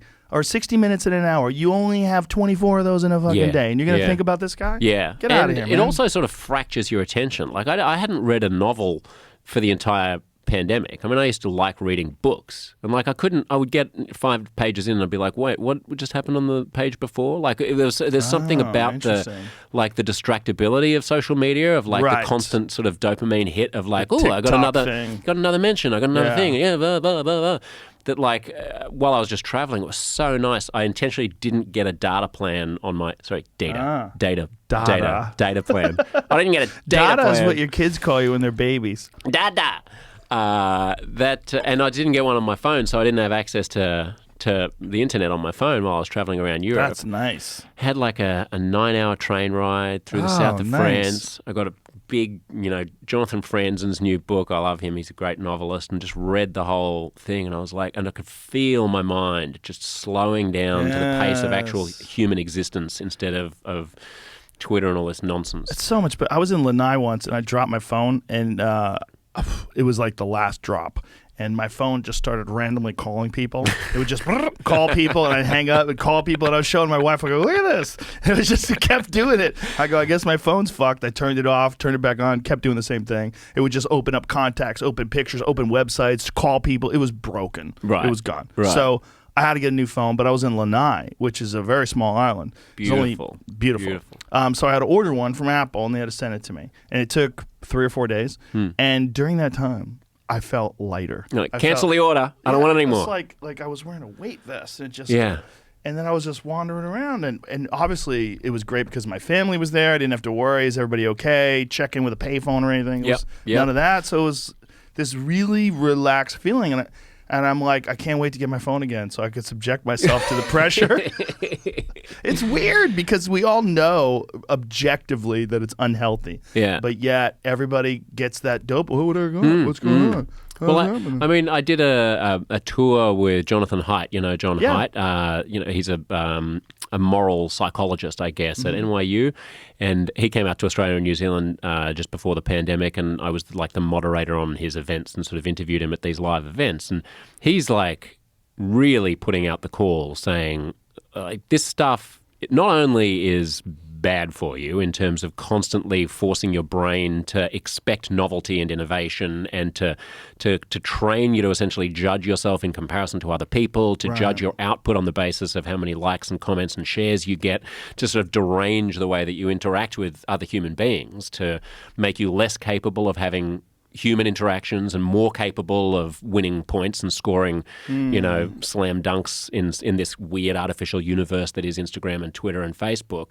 But for young people in particular, is his point, it's having really bad effects. I mean, he looks at he charts the introduction of social media and the rise of self-harm, hospitalizations for self-harm, especially among adolescent girls. Yeah. And it's been doubling every 3 years basically since Facebook was introduced. Well, now, it's really have a lot from of reasons, the introduction of the smartphone. It's really from 2007. It's The Coddling of the American Mind. If people haven't read it, it's really good. And talking to Jonathan and getting the sort of, it's almost like he's sending out a warning, like the British are coming, the British are coming. It really is like the dangers are only going to be exacerbated by AR and whatever new technology comes along, and haptic feedback suits and all this chaos, all the new stuff that's going to be invented over the next 10 years, 20 years is only going to be more immersive. Yeah, absolutely. I mean, he just thinks that the social media companies have to be forced to at least not let kids on. Not like, I mean, at the very least, it should be like cigarettes and booze, where they make a genuine attempt to keep people under the age of 16 or 18. It's interesting because there are some things that for those kids are, but this is what's really fascinating. The way China is handling it is so different than America. China's version of TikTok celebrates academic achievements, athletic achievements. It's all science projects, all these different fascinating things, and they lock it out at 10 p.m. At 10 p.m., no one's on it. Those kids are not allowed to get on it because they're trying to encourage achievement. They're trying to encourage, like China has a program to try to make men more manly, like this open program where they're trying to make men more masculine. They're doing all these things with this idea of engineering a society of more accomplished, more successful people. Whereas what are we doing on TikTok? Kids are fucking dancing and they're Kardashian memes. They're screaming about veganism and how blue their hair is, and it's wild. Yeah. I wonder. The difference is interesting because I don't think we should engineer the way our society interacts with each other. But if you look at the way China's doing it, like they're doing it clearly with this idea that they want to stimulate young minds and they want to promote this idea that doing things that you are, like you're going to become more accomplished, you're going to become more athletic.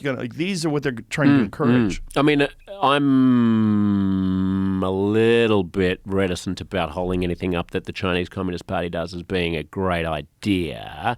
And if we're worried about things like the New York Post article about Joe Biden's son's laptop being suppressed by Twitter, just wait till you get... And all of the people who are being suppressed on conventional social media outlets, like just wait till you get a load of what a bureaucracy would do if they had control over what the algorithms show you as well. No denying that. No one would ever argue that with a fucking clear conscience. Yeah. So, I mean, what do you do? Like, I mean, the other thing that Haidt says is maybe you try to force them to make the algorithms like not constantly addictive. Because, I mean, I think what people don't necessarily always think about when you're using these platforms is that they're not blank open spaces into which your friends and the people you're following are commenting, and then it's just kind of, filtering down in a neutral way. It's obviously being rejigged at the back end to maximize the time that you're spending on the site. All the algorithm wants to do is to keep you there for 1 second longer, so that they can maximize the time that you're spending on the platform.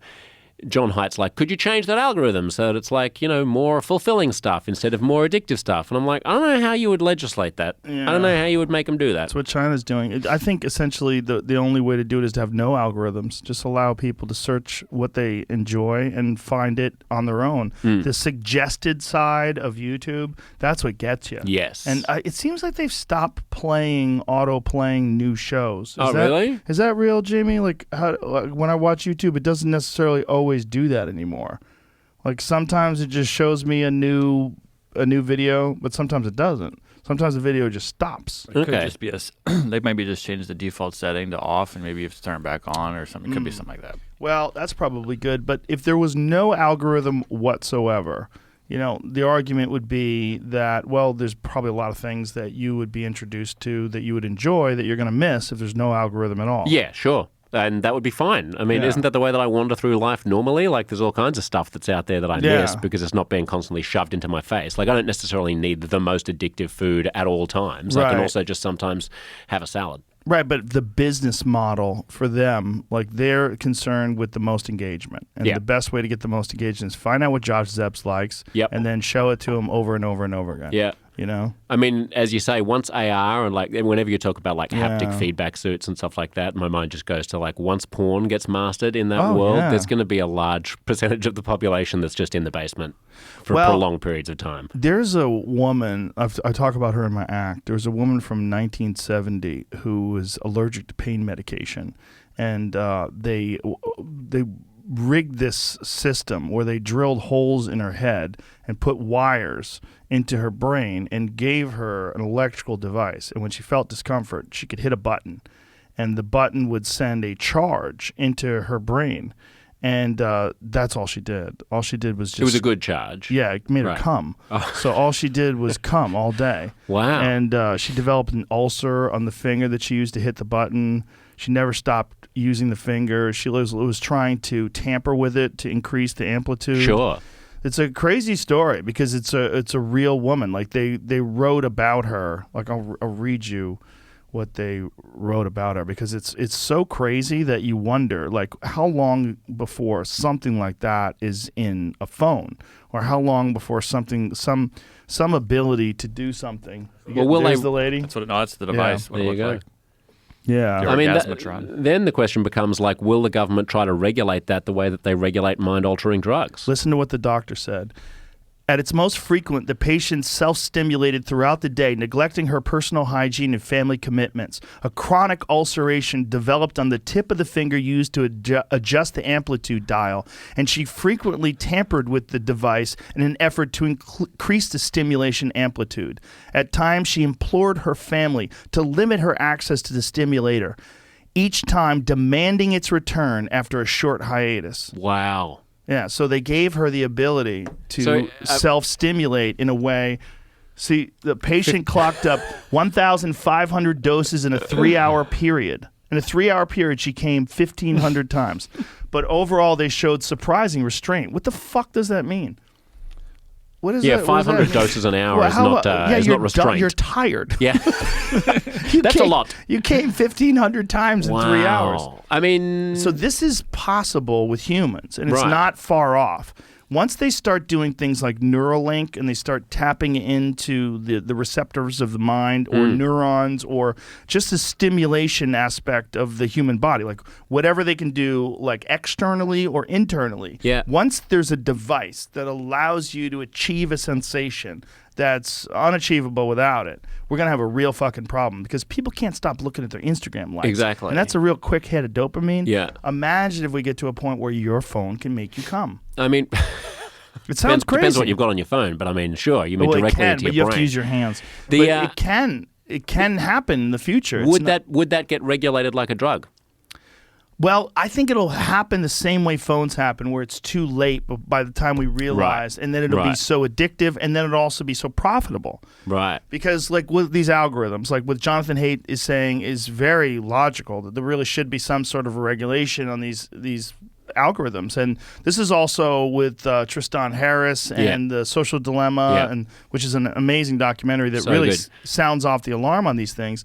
These are minor in comparison to something that can actually change the physiological state of your fucking brain, like literally make you orgasm. I mean, what's interesting is that like the war on drugs like it justifies itself as being something that's against harm, like Yeah. physical harm, right? We don't want Right. people to hurt themselves. We don't want people to derange their lives through addiction and whatever.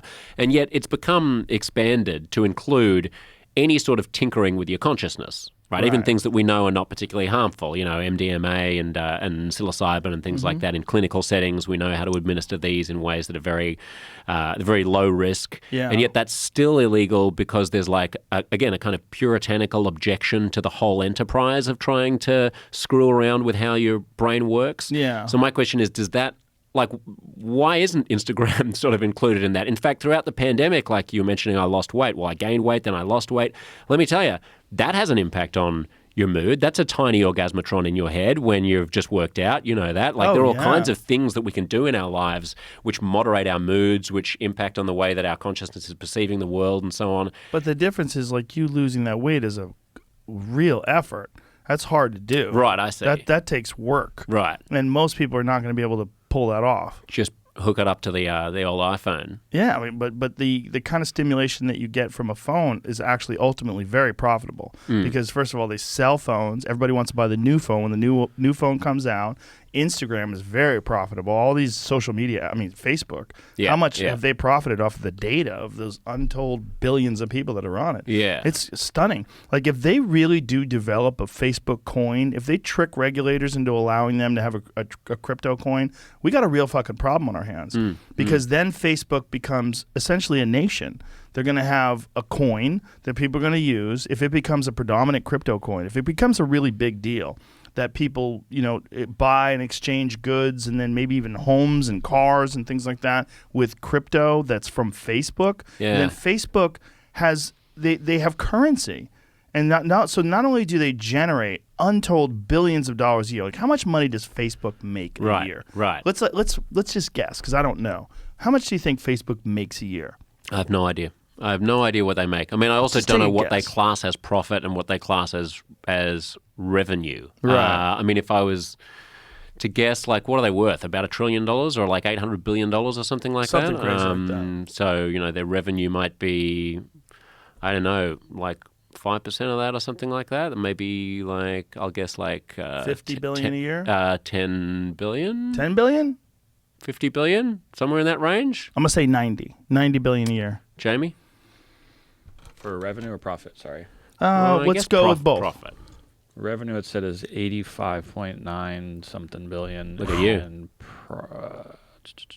Profit's probably half of that. well, I typed in net profit, and it's giving me ad revenue for some reason. Well, that would be 9 then. billion. Yeah, maybe for the Yeah, quarter. okay. So What is it? 5 billion per quarter? 9 billion. For 9 the quarter. billion 9 per billion a quarter. quarter. Wow. So 40 less, billion sort a of year 40. in profit, Woo. 85 in revenue. Now And imagine if they have a coin. so not only would they have a currency, then they also have a territory because the metaverse is a virtual territory, right? That They're going to scares create the so fuck out of me. so they've got a you're right, they've got a country which essentially has psychological a landscape. Yeah. They've got a currency which you can actually use to buy things in that landscape. They'll probably have they'll definitely have games and stuff. Like, the whole what do you make of the whole like Axie Infinity and all these? There are Filipino kids whose job it is, I say kids, they're 15-year-olds, who's like many of them, whose job it is to play like crypto video games with like richer Western teenagers who like exchange the playing of the game generates some of the coins. So like Axie Infinity and these kinds of virtual games, you play things it's like this whole other universe, right? So along with the rise of NFTs and shit like that, they've got these. I've got an episode of my podcast. My podcast is Uncomfortable Conversations, by the way. If people want to check it out, Uncomfortable Conversations with Josh Szeps. One of the episodes was with this investment banker who is a bit of an expert on Bitcoin and crypto, and he's telling me about how. So this is one of the most profitable. This website right now, Jamie, is what? Axie Infinity? Axie Infinity. I've never heard of it either. But Yeah, AXIEinfinity.com. That's right. So it's got its own currency, and inside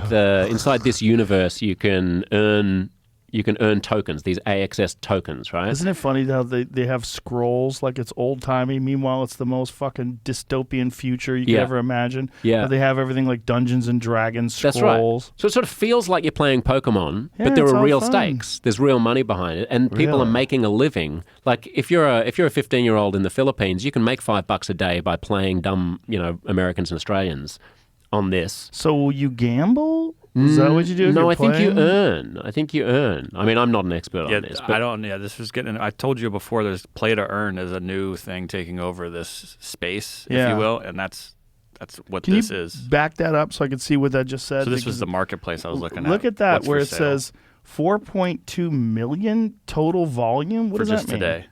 What means does that mean? That's how much has been exchanged on the marketplace today in the last 24 hours. $4.2 million worth of what? So I would be guessing that would be worth the tokens that are in Axie, and people are buying and selling things. So like people will buy like superpowers, or like you remember like Farmville or whatever those things are. Like you'll be able to buy. Oh, I want my corn to grow faster, so I'll buy some fertilizer for it. Did that and all go that away? Sort of stuff. I never hear about I mean, I Farmville never. They got just into got all that bought by stuff. the company that owned Take-Two that owns Grand Theft Auto. Just got bought. Oh, so now you'll be able to kill the farmer. We'll see. You just do a drive-by. Yeah. So these are plots of land available for $11,000, $32,000. Some of the spot one for $20,000. $32,000. So it's metaverse type shit. Well, Yeah, it's- that's right. Oh yeah. my And it's god! also in this might be Ethereum or whatever their cryptocurrency is. So Yeah, so they're probably $2,000. piggybacking on Ether. Click on the lot that someone bought. Can you see it? maybe. It depends if I might have to have the game. No, you can sort of see. So it's just showing you that, and then you can get some details the on hell? the sale history.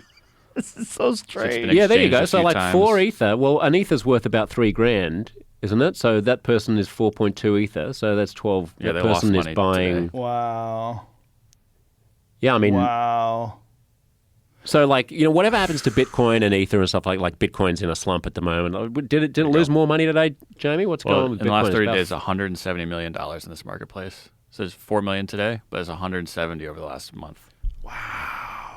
Yeah, it's 42,000 ish, 41. 40. $168 million worth of business. So in at the a month. moment, just think about the fact that we're at the precipice at the beginning of like the second decade, the third decade of the 21st century or whatever, at the beginning of this whole evolution. It's almost like being at the beginning of the Industrial Revolution, but it's a technological revolution. And all of these little things are popping up. Like we haven't even heard of them yet. It's like, Right.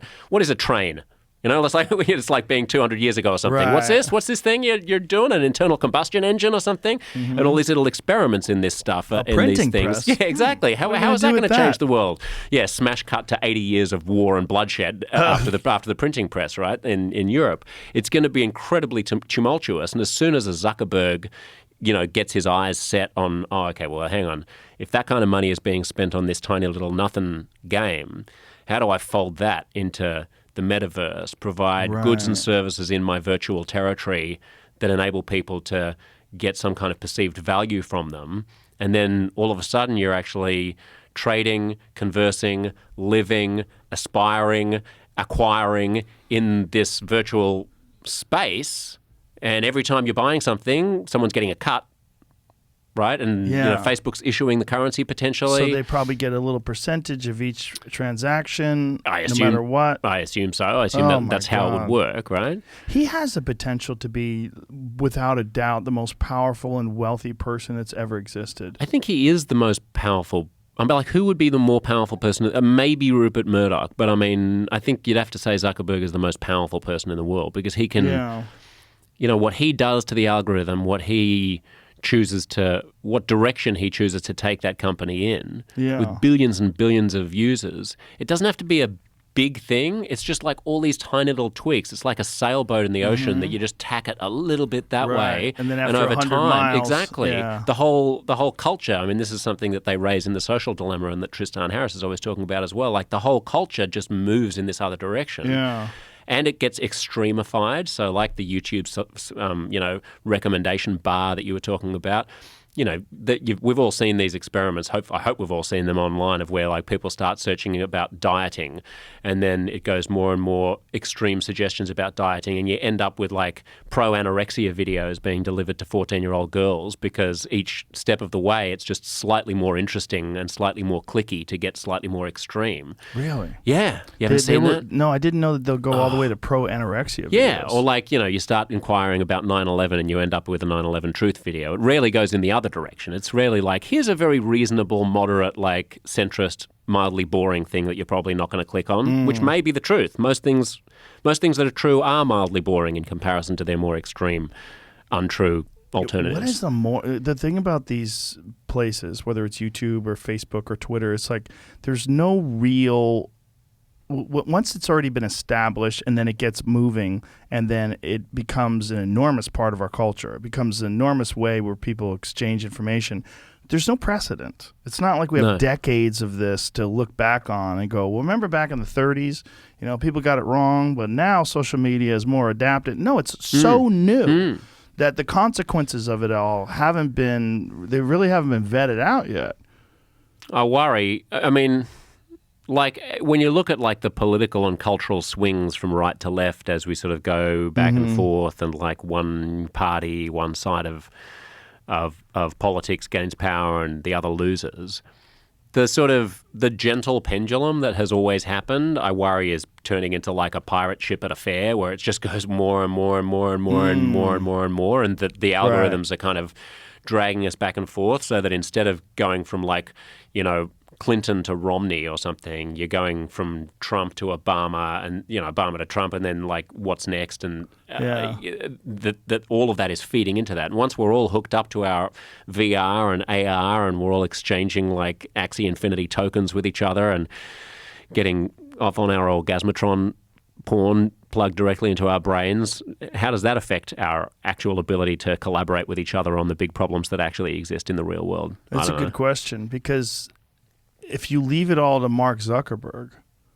are you comfortable having that guy dictate the future of the human race? I know that's hyperbole, but is it? I mean, I don't know. Not. I mean, if what percentage of the impact on the human race does Facebook have? You look at small countries, like foreign countries, to where they've absolutely affected the way elections run and the way governments being overthrown, and through disinformation and outright lies published on Facebook, they've changed rulers and completely kingdoms. Yeah. It's like the Myanmar thing where there was like a whole genocide, right? And like people talk about how there needs to be more internal regulation at Facebook of hate speech and stuff like that, which is of course a double-edged sword, because you don't want hate speech or misinformation to get defined so broadly that anyone with a dissident opinion like you is suddenly banned from the platform or something just because you don't agree with Fauci about something or whatever. Did I ever tell you the conversation that I had with a woman at YouTube about a conversation between Douglas Murray and Sam Harris? No. This is a wild conversation. Those guys are friends of mine. Yeah, mine as well. I love both of them. I was at a thing with a woman that I am very good friends with, who was a large executive at one of the big tech companies. She invites us. We're hanging out. And it's me and my wife, and there's a woman there from Facebook. And so she starts talking about how difficult it's been to, regulate Facebook and this and that. I go, there was a case, where I saw a man had a playlist on his page, and his YouTube page, just a random guy. And he received a community guideline strike because he put up a video of Douglas Murray and Sam Harris having a conversation. I go, why would he do that? She goes, it was hate speech. And I go, the way you said that so confidently, my wife grabs my knee. She squeezes my knee. Here. She Not sees, now, darling. She sees the fucking look in my eyes. And I'm like, what are you talking about? How can you say that so confidently that it was hate speech? Tell me about the content of the conversation. She's fucking digging her nails in my leg. I go, tell me about the content of that conversation. Why would you say that's... I go, you're talking about two public intellectuals. There was not hate speech. I go, I watched the video. And then, people got between us. Right. And it's like settled off. She probably turned into the Australian health woman. You're going to have to get used to our definition of hate speech. She was. Joe Rogan. It was really that. The way she said it, it was hate speech. Granted, she probably didn't expect to have that kind of conversation with someone like me who was on YouTube and had a very popular show. And Well, she didn't know who you were. She'd been hiding under a rock for the past 30 years. This was quite a few years ago. Oh, okay. This was 6 years ago, somewhere like that. She might not have known who I was. Right. It's very possible. Right. And on top of that, she was a little liquored up. Yeah, we both were a little liquored up, I think. hate speech. It was hate speech. The way she said it, though, was so confident. It was hate speech. Yeah. She was just like, go away. Yeah. It's hate speech. It's like hate speech has gone from like intentionally vilifying people and trying to encourage other people to be physically violent against minorities to raising any questions that might contradict the enforced narrative that people want you to believe. And I think that was when Douglas had that very controversial book, The Strange Death of Europe. Yeah. Yeah. And I think I had some problems with that book, but I mean, that's the thing about discussion. Being discussion, conversation, being a curious person. I mean, you talk to him about it. You go, I didn't really, buy this bit. That doesn't really sound right. You're not just like, it's hate speech. Right. Well, therefore, we're not going to read it. We're not going to permit it. Were you there? Because that is her. That's amazing. Yeah. But coming back to like Facebook's moderation, right? So then there is a class of real, actual Facebook hate speech, misinformation, disinformation. Yeah, for real. Sort of, literally pro-genocidal activity that's going on, especially on WhatsApp. A lot of people don't realize that in developing countries, often WhatsApp and like Facebook Messenger and these things will be used to disseminate to like thousands of people in a single text. They've changed this now, to their credit, about the number of times that you can retweet something and the number of people who you can group chat it to. Oh, for WhatsApp. Yeah, that's right, because like there would be military dictatorships in the developing world that would just spray out inflammatory rhetoric against, I'm thinking specifically of Burma here, Myanmar, where they'd spray out inflammatory rhetoric against religious minorities, for example, accusing them of having done all sorts of terrible things. Then that would get passed on and passed on and passed on and passed on. It goes viral, viral, viral. And all of a sudden you've got people effectively being lynched and run out of their homes and they're becoming refugees. And in terms of moderating this content, here in the States, Facebook proudly points to its army of content moderators of over like 100,000 people that keep saying to, whenever Zuckerberg has to testify at Congress, he's like, we employ so many people to check it and blah, blah, blah. Well, how many Burmese speakers are in there? They've got like, I can't remember what it was, but it's 4 or 14, certainly not more than 40. To cover a country of many, many tens of millions of people. So all over the world, there are these countries, and Zuckerberg made a deal with a lot of countries where he said, I'm going to give you free internet as long as Facebook is the portal through which all of your citizens get to the internet. So there are countries where people think that Facebook is the internet. They don't even know that there's a World Wide Web outside of Facebook. And it comes pre-installed on your phone. Yeah. Which is wild. Yeah. Yeah. I mean, how is that even legal? What kind of dystopian shit is that, Joe? Like, and he's just racking up money. And he's like, hey, we're giving you something for free. What is he doing with his time? Like, what does that guy do with his free time? The Orgasmatron? He's got a secret one in his basement. He's hooked up. That lady's button. He was the guy 1,500 times in 3 hours. He's got bloody thumbs just hammering that button. Right. He always wears gloves to hide his bloody thumbs. I don't know. I mean he's not that old. Like, what is he, 40? He looks like he's taken a serum that will maintain his age at like 34. Is that right? Adrenochrome. They all do that. They eat babies. right? Oh, right. 37. He's 37. 37. 37. And But he has okay, what's his net worth? What did you guess? Oh, man. 70 billion? Well, how 80 much billion? of Facebook does he own? 55%, I believe. 55% of a company that's probably Worth $1 trillion. Or he's in control of it. So that means he's worth $500 billion. Yeah, I would estimate that He's he's the richest worth. man in the world. Is he? I No, thought not Elon really. might be. Yeah, Is it- but I mean, I'm but just joking. I mean, well, how much is Elon worth? Elon's worth 200 billion, I believe. I thought we were getting time I saw. towards someone being a trillionaire. Yeah. Well, I think we are. I think it's already happened, but I This think says it's he's worth 117, and then right below it, it says Bill Gates is the number one with 86 billion. Yeah, that's lowballing it, man. How does that make sense? Bezos is And then this 188. has two different people. Yeah, Bezos is 188. I don't know who Bernie that Bernard Arnault is. Who's Bernard Bernie Arnault? Bernard Arnault. Look at him. Oh, Look the at his wife. Louis Vuitton. Hold on. Get to the pic with him and the girl. That's probably Rihanna. Yeah, it is. Oh, it's Rihanna. Yeah. Oh. He's not the guy that married runs Rihanna. Louis Vuitton. That'll be I the was hoping scoop. that was his You wife. heard it I here was like, first, look how folks. hot she is. I was like, look at him. Score! Whenever there's like a completely disproportionate relationship like that, like, you ever seen Rupert Murdoch and his wife? Of course. Please pull that up. Oh, he's Australian. He's our that's great right. Aussie export, mate. Yeah, you've done a great job with him. You're welcome. He's changed the way Americans feel about Fox News. You're, You're welcome, America. Well, he created Fox yeah, News. I know. I mean, why'd you murk? Oh, is that the new one? I Go was far typing left. Too fast. Why didn't you didn't even write his whole? Oh, there. Don't it have is. to. There. How's his wife look? For him? Damn! Look at her. Yeah. I mean, come on, son. It's all She's love, hot. Joe. It's just that's true love. Come on, that's stunning. She just finds him really attractive and charming. Maybe she does. Maybe she just loves the fact that he's rich as fuck. Come on, bro. She's hot as fuck. Look at that. Yeah. What do you think of him? Ooh. I don't know much about him other than the fact that he runs Fox News. It's really remarkable that this one gentleman from another country has such an incredible influence on conservatives in America. I mean, it's not just Fox News. He owns the Wall Street Journal. He owns 20th Century Fox, the movie studio. He owns Fox, the television station. Yeah. He owns I used to be employed by him at one point in time. Oh, right, yeah. Yeah, I was on Fox. I was on a show called Hardball. Right, It's a right. baseball show. Cool. Yeah. Man, the things you've done, Joe Rogan. I've done a lot of things. It's been very strange. It's been a big roller coaster. It's hard for me to believe.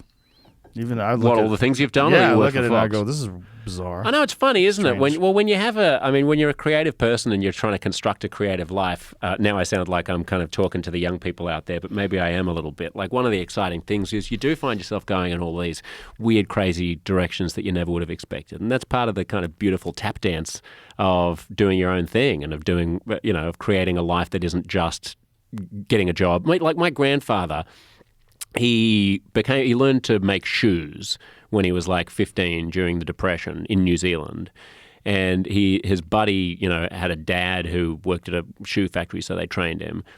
Like left school in 10th grade, went to the shoe factory at the age of 16, walked out of that shoe factory at the age of 65, and that was his job. Wow. And that's what you did. Yeah. I'm going to make shoes. Why? I don't know. It was a job. When are you going to make shoes until? Until I die? How about until I die? That's the great thing about this American attitude of just go for it, go do something. You could do whatever you want. You want to write a novel? You should write a novel. Yeah. What do you want to do? Run marathons? Put on those shoes, bro. Yep. Let's go. Yep. Like that attitude, it really does foster a lot of innovation, and it really makes people believe that the American dream is alive and well. Like the American dream has always been to just go out and carve your own path.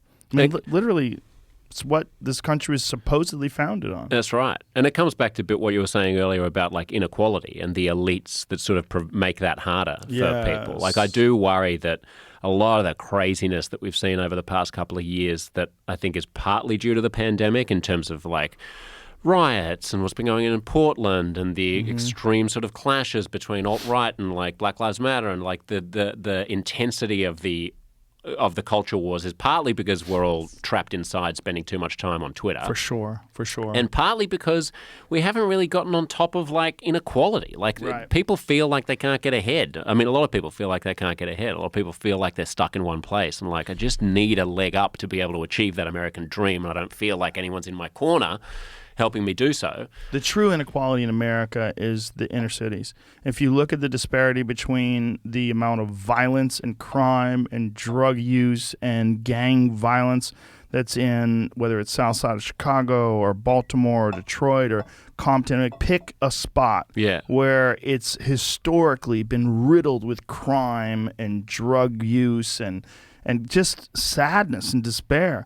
They don't fix those spots. They'll fucking spend billions of dollars to go to Afghanistan and fix this, or Iraq and fix that. These Halliburton no-bid contracts that they got when they blew up Iraq. Like, imagine if Halliburton got contracts, no-bid contracts to fix Baltimore. Yeah. You know, I mean, it's not a bad idea. It's not a bad idea. It's not a bad idea because it could be profitable. I mean, maybe that's the way to fix these inner cities. Like, what if the government got together with some sort of a large corporation like that and said, there's a contract to be had to fix inner cities the same way they have these no-bid contracts to fix these overseas spots we drop bombs on. Like, we've kind of dropped economic bombs on these places. Like, let's if you want to make America great again, air quotes, like, what's the best way to make America great? Well, let's have less losers. What's the best way to have less losers? Let's give people a better ground floor. Give people a better place they're starting from. Because clearly people are starting from different places. Yeah.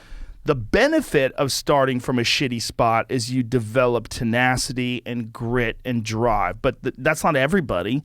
That's a small percentage of fish make it up that salmon ladder, and then they become successful. And you got to have a good ladder. You got to have a good salmon ladder. Like, and you can be the lucky. best salmon in the world, but without a good salmon ladder, you're not making your way up it. And you got to not get jacked by a bear along the way. That's also true. So Who's the bear in this analogy? I'm not sure. Crime. Crime, sure. Violence. Yeah. Crime and violence, and also, I mean, imagine the peer pressure, the war on drugs. Yeah, that too, right? Because the war on drugs, because these drugs are illegal, that has propped up organized crime. Exactly, and it makes it really attractive to become a dealer. Yeah. You know, because there's nothing else to do. Well, listen, you can make a lot of money. You can make zero money because there's no fucking jobs, or you can make millions selling drugs. Yeah, exactly. You know, I mean, there's a way that can be remedied. There's a way where the impact of these crime-ridden, impoverished neighborhoods can be mitigated, and we've literally done nothing to publicly address that. It's so frustrating because let's take this plan of yours to Halliburtonize the redevelopment of inner cities, and if you tried to propose that, it wouldn't just, I mean, both sides would object. Like, the right would object because the right would be like, why are we spending all this money on these people in the first place? They should be able to swim their way up the salmon ladder without help. And then the left would have a whole bunch of like vested interests, and they'd be like, well, we know the way of doing things here. Like, we've been working for many years in these communities of need, and like, it's very important to allow the people who choose to be homeless they're not homeless anymore. They're like, with whatever the euphemism is. Like, it's very important for them to allow themselves to be self-expressed in the way that they want to be self-expressed. I have an idea to get people on board. Well, we have a war on poverty, and this is the way you have a war on poverty. You draft white people from the suburbs to have to move to these neighborhoods. Yeah. Imagine? Yeah. And then once they're in, like fucking Baltimore, the south side of Chicago, they're like, this place is fucked. This needs to be fixed immediately. A lot of people don't even know. I mean, and it is bad. It's uniquely bad here in the States. I think Americans are unaware. And I was unaware when I lived here. I went to New Orleans a few years after Katrina. I had a buddy who was living down there, and I was like, I kind of want to go to the parts that were badly hit and that haven't been redeveloped yet. He was like, you don't want to go there. And I was like, no, I mean, I got my rental car. I got my like, I'm Australian. Come on, hey, let's go and see what the poor people are up to, shall we? And he's like, so I went on a drive by myself, and like, you're talking about Thailand, people being happy. You go to India, like they have nothing, but they all are sort of the same level of nothing, so they can be happy, and they can like still have community, and they can have a sense of a functioning society even without very much. Here, no functioning society, no nothing. I mean, just empty houses, boarded up, like a dude running from one house to another when he hears my car coming down the street. No cars, a few cars with like the tires pulled off and like, up on bricks, just smashed windows everywhere. Like it was like a post-apocalyptic nightmare, but like still people like shadows in the windows and stuff like that. And I I drove through, pulled out, and I literally pulled the car over to the side of the road and I burst into tears. Wow. And I'm not the kind of person who bursts into tears very easily, but like I'm even just feeling like now, I was like, how can we, as like people who have the resources that we've got, be cool with that? Right. Like there has to be a way to like do something for the people who are living there that is better than what they've got right now. How on earth, like what what a complete indictment of whatever system we've got. Yeah. That Zuckerberg's out there with his little, figuring out how to turn Axie Infinity into Facebook coins that we're all going to spend in the metaverse at the same time as that exists. Yeah. It's shocking. It's terrifying. And it's also like unrecognized, right? It's not something that's discussed on a daily basis, No. even though it's one of the worst parts of America. The worst aspects of America are the poorest neighborhoods. Yeah. And yet we don't look at that as being a problem. Like we look at infrastructure, we look at pollution, we look at all these different issues. Climate, what about climate? Got to fix the climate.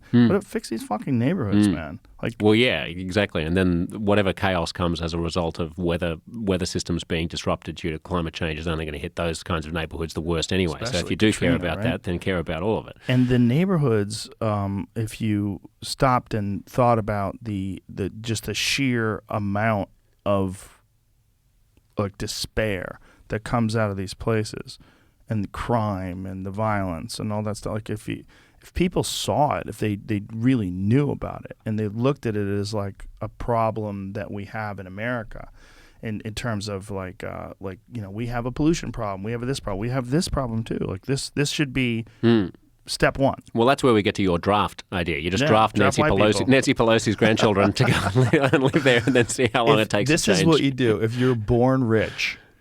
If you're born rich, you have to spend at least 20 years, how many years?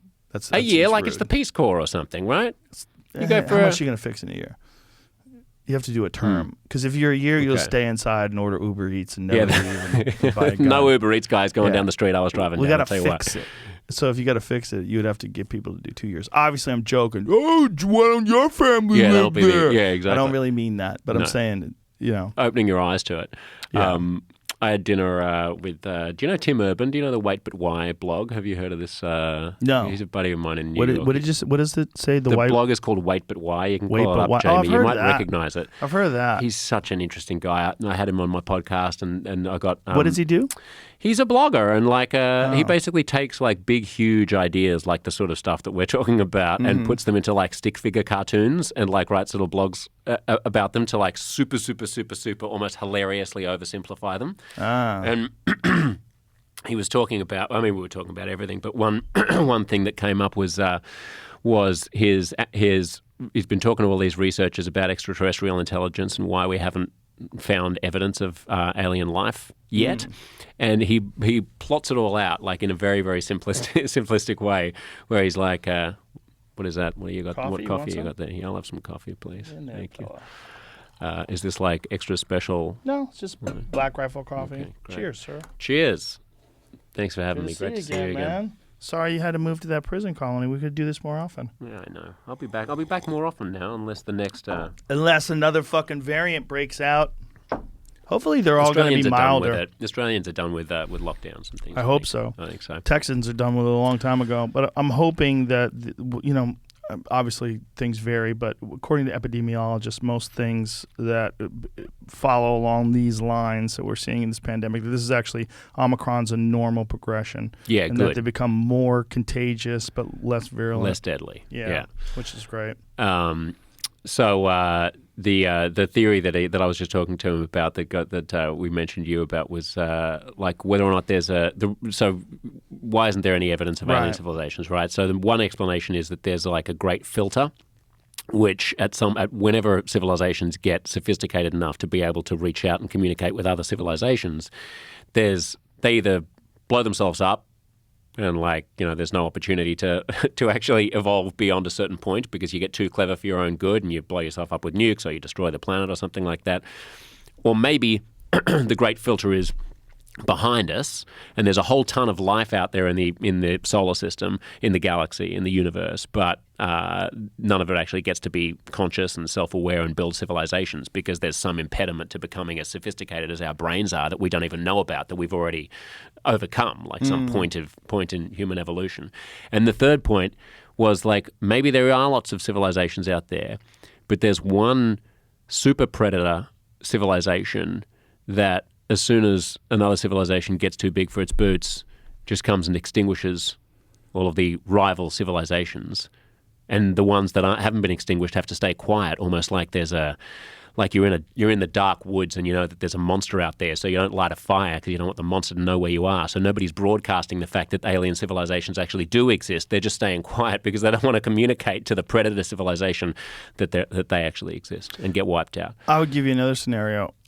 What if the idea of travel through space and visiting other planets, other physical planets, is archaic, and that what they do develop is some sort of hyper metaverse, and that everything becomes more internal with these quasi dimensions, with these new ways of achieving stimulation, and also like a symbiotic relationship with electronics where people stop being biological and they start being some sort of weird cyborg type creature. I mean, this is like the archetypal alien, the big head, this little guy right here, right? Yeah. It's the big heads and the little bodies.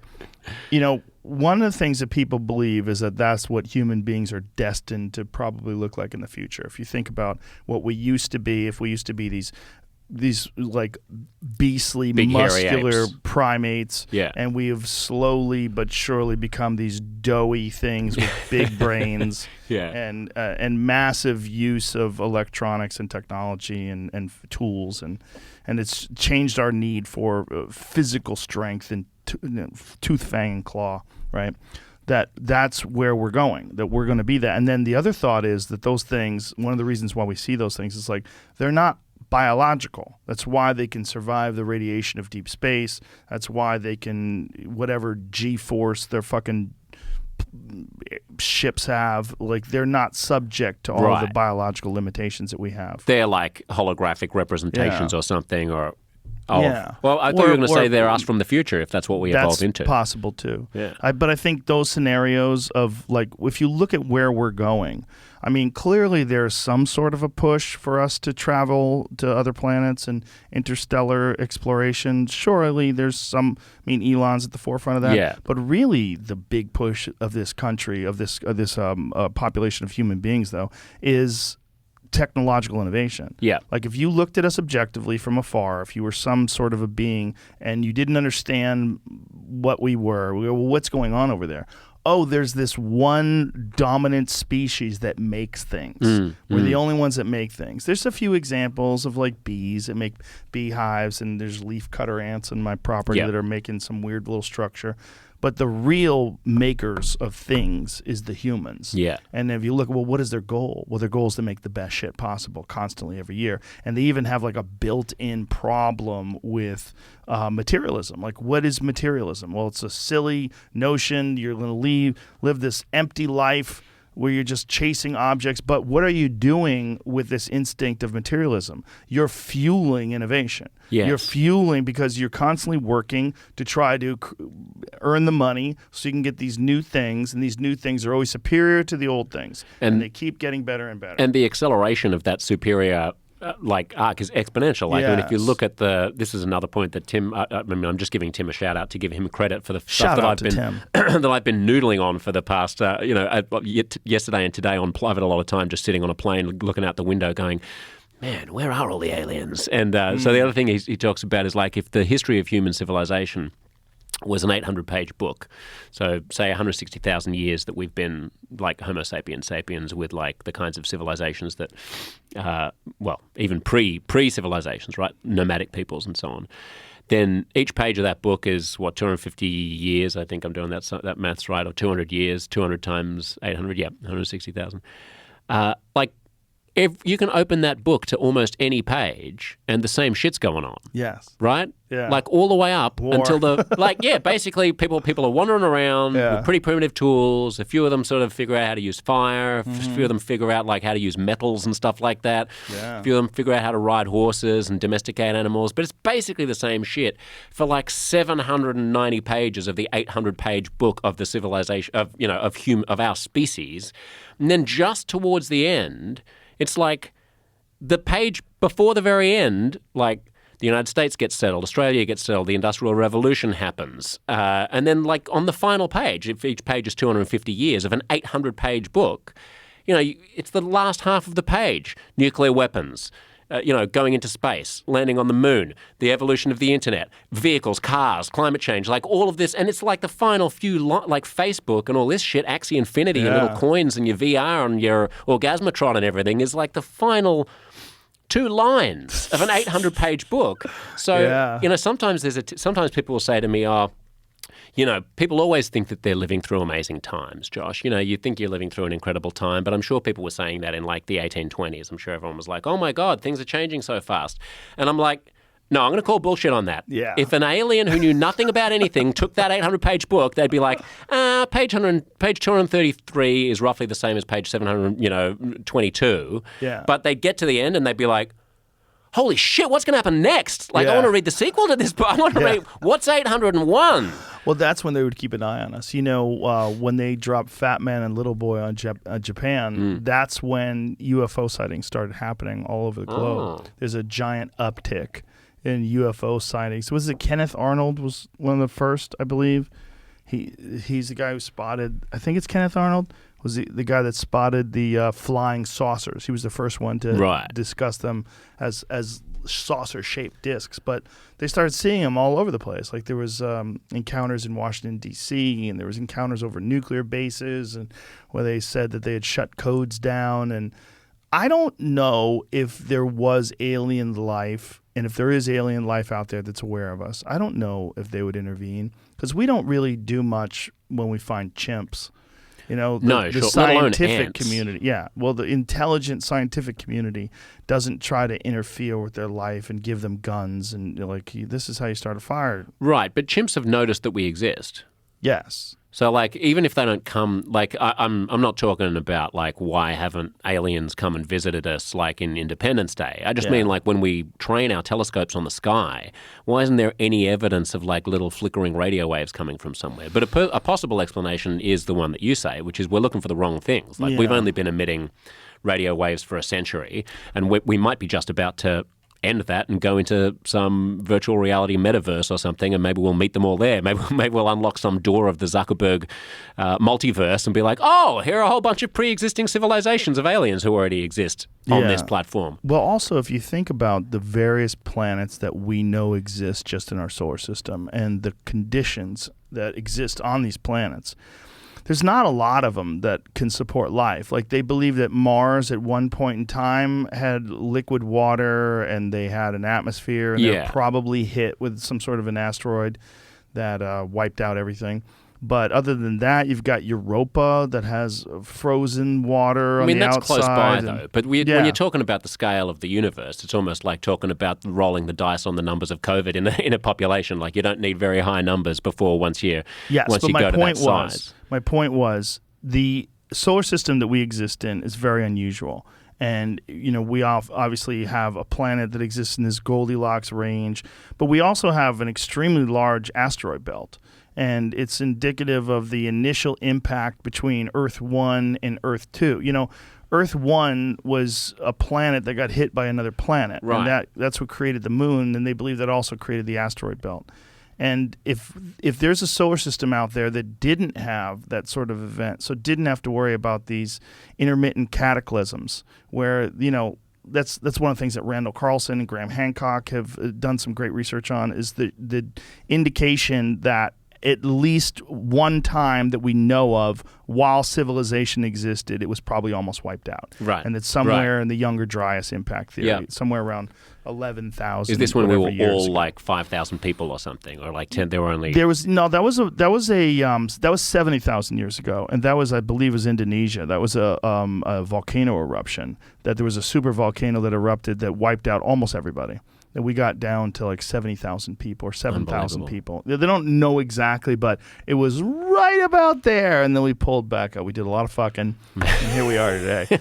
Thank God we didn't have an orgasmatron. Otherwise, people would have been in their basements with sore thumbs. The point is, if there's a planet out there that doesn't have that issue, and let's imagine, because I don't know what the reality is when it comes to like ancient Egypt or Mesopotamia, or I mean these incredible structures that these people built, where unfortunately because of the burning of the Library of Alexandria, we don't have the real records of how they did it or how they accomplished it or who they were, or even really how long ago they really made it. We know that some of them, they've done carbon dating on some of the stuff, and they know it's at least 2,500 BC, but there's some indications that some of it might be far, far older than that. So let's imagine that there was some sort of a civilization 10,000 years ago, 20,000 years ago that was very advanced and was allowed to advance without any interruption, without nuclear war, without solar flares, without asteroid impacts or supervolcanoes. Maybe they lived in a much more stable climate, and they got to a place where they're 1,000,000 years more advanced than us. 1,000,000 years. Imagine what the fuck we're going to be in 1,000,000 years. I mean, I can't even imagine what we're going to be in 100 years. So and then if take that's the 1,000 case- years, 10,000, 100,000. Yeah, if that's the case, like if they were out there and they were watching us, they probably just make sure we don't blow ourselves up. Yeah, Like, or just- not. I think they would You probably reckon they're rather, benevolent?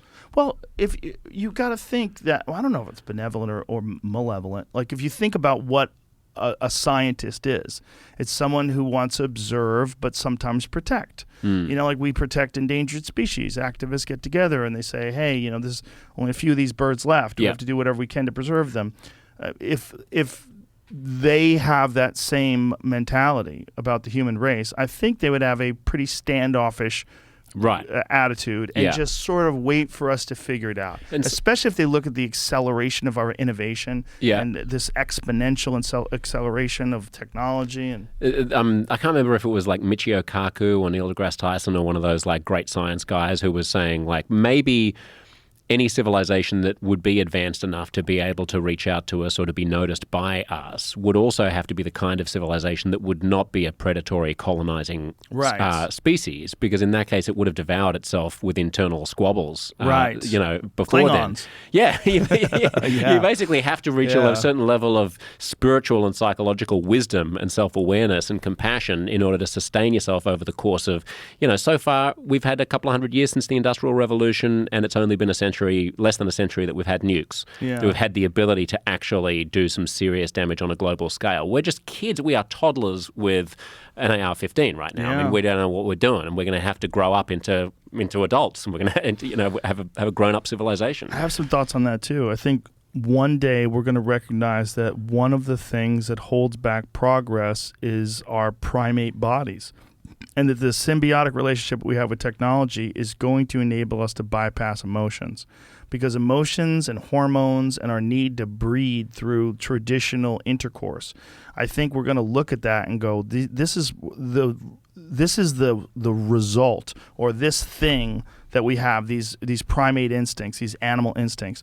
This is the cause of all of our suffering. This is the cause of all of our territorial behavior. This is the cause of jealousy and hate and greed and racism and tribal identity. And all this stuff is all related to these animal emotions. Right. If we could get past that, and if we could breed through some sort of genetic manipulation, if we could have a body that doesn't exist riding on these natural animal hormones, but rather, you know, uses photosynthesis like a fucking plant. Would you still be human? No, we're not going to be human, just like we didn't, you know, we used to be a monkey, and now we're not a monkey, right? And now we're something else, and we're going to be something new 1,000,000 years from now. I mean, it is fascinating what the phenomenology of that would be, like the big fancy term of like what the actual experience of feeling like that thing would be, Right. in the sense that, like, we like to think of ourselves as being brains which are having an experience inside this shell that does what we want it to do. Right. And again, this is another Jonathan Haidt thing. Like, he has the analogy of the rider on the elephant, right? That we're all riding around on an elephant, and the elephant is our kind of passions and our unreason and our instincts and the things that motivate us in a sort of brutish evolutionary primate way. Yeah. And we ride on the elephant thinking that we're in total control of the elephant because our rational brains like to perceive ourselves that way. Yeah. But in actual fact, we're often making post hoc rationalizations about where the elephant goes. So, like, the elephant takes us and we're like, oh yeah, go over there, elephant.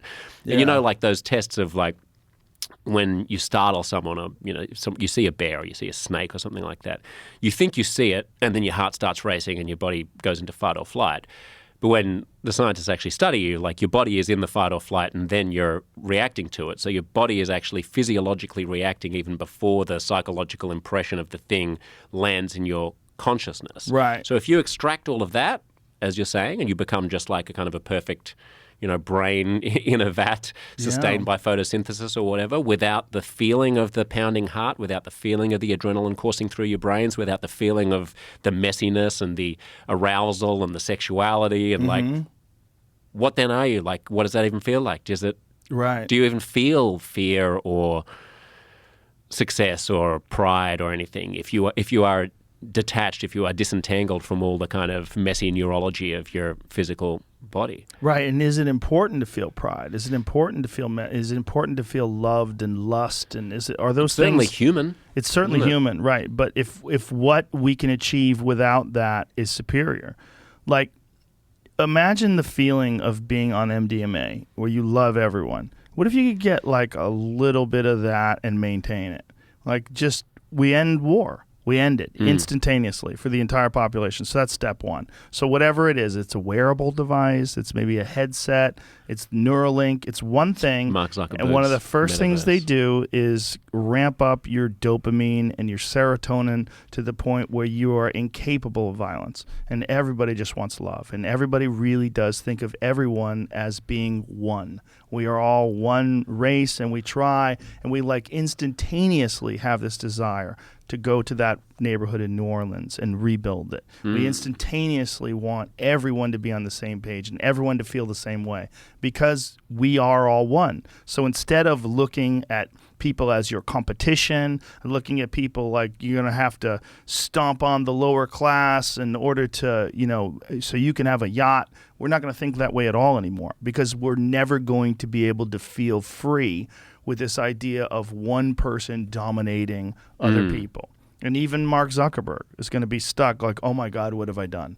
Like, I have to undo everything. I have to, the YouTube people will drop the algorithm and everything's like going to realize that what we really are is a gigantic superorganism that has to be together with each other. I mean, this idea of independence is so preposterous because the worst thing they could ever do to you when you're in jail is put you in solitary confinement. Yeah. Right? We need each other. We are literally useless without each other. And we never would have achieved a fraction of what this species has achieved if it wasn't for everyone working together, even with the horrible things like the Manhattan Project. Yeah. It required so many scientists to work on it simultaneously. I mean, imagine what one person just born into the world would be able to achieve without all of the, without all of the, the shared knowledge that they inherit. But isn't that outlook available to us right now? I mean, I'm not sure that we need to extract ourselves from our human physiology. We need the wisdom and the enlightenment. It's and for you and for a growing number of people. But we're successful and we're healthy and do we live feel in the that way Western because world. we're successful, or are we successful because we feel that way?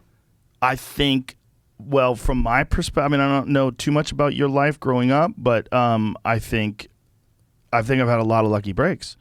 I think that's definitely true. I mean, I think a lot of who I am is not just that I've like got a lot of discipline and I have a lot of drive, but also that I've not had too many obstacles in my way in terms of like something life-changing that could stop me in my tracks. Definitely, but you also have an outlook that is a little bit like someone on MDMA in the sense that you, in a good way, like you see the pie as infinitely growable. Yeah. You see like what's good for other people is good for me. I sort of cultivate this attitude in myself as well. Like it certainly helps. Think of the Donald Trump attitude of the world where like it's all zero sum. It's all transactional. Yeah. It's like I have to win and so you have to lose in order for me to win. It's like a very kind of deal-making kind of thing. It's a very old-fashioned, almost mercantilist attitude towards wealth. It's like the pie is fixed, and they're taking things, and you deserve more, and like we need this and we need that.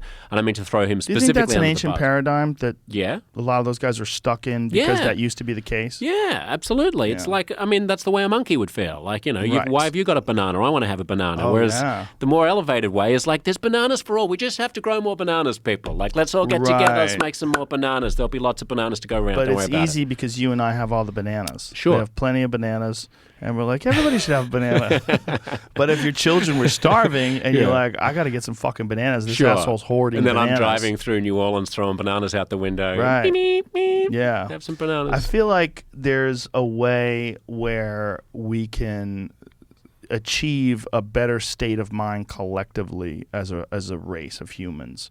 I think it's possible, and I think we could go many ways in terms of the future. It could go sideways. It could go backwards. It could go full dystopian. Yep. It could go. I'm really worried about technology having too much control over our life because it's going to be driven by people. Just like I'm worried about that lady who wants to give everybody COVID shots.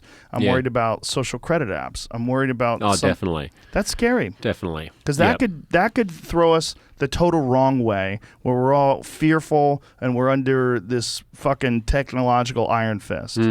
Well, I think we're at a moment where we're not respecting dissenters enough, Right. and there's there's one part of the culture that reveres any dissenter and anyone who sort of sticks it to the man and who questions authority, and then there's another part of the culture that is very pro-authority and that is very like you're not supposed to question things. And there's not a lot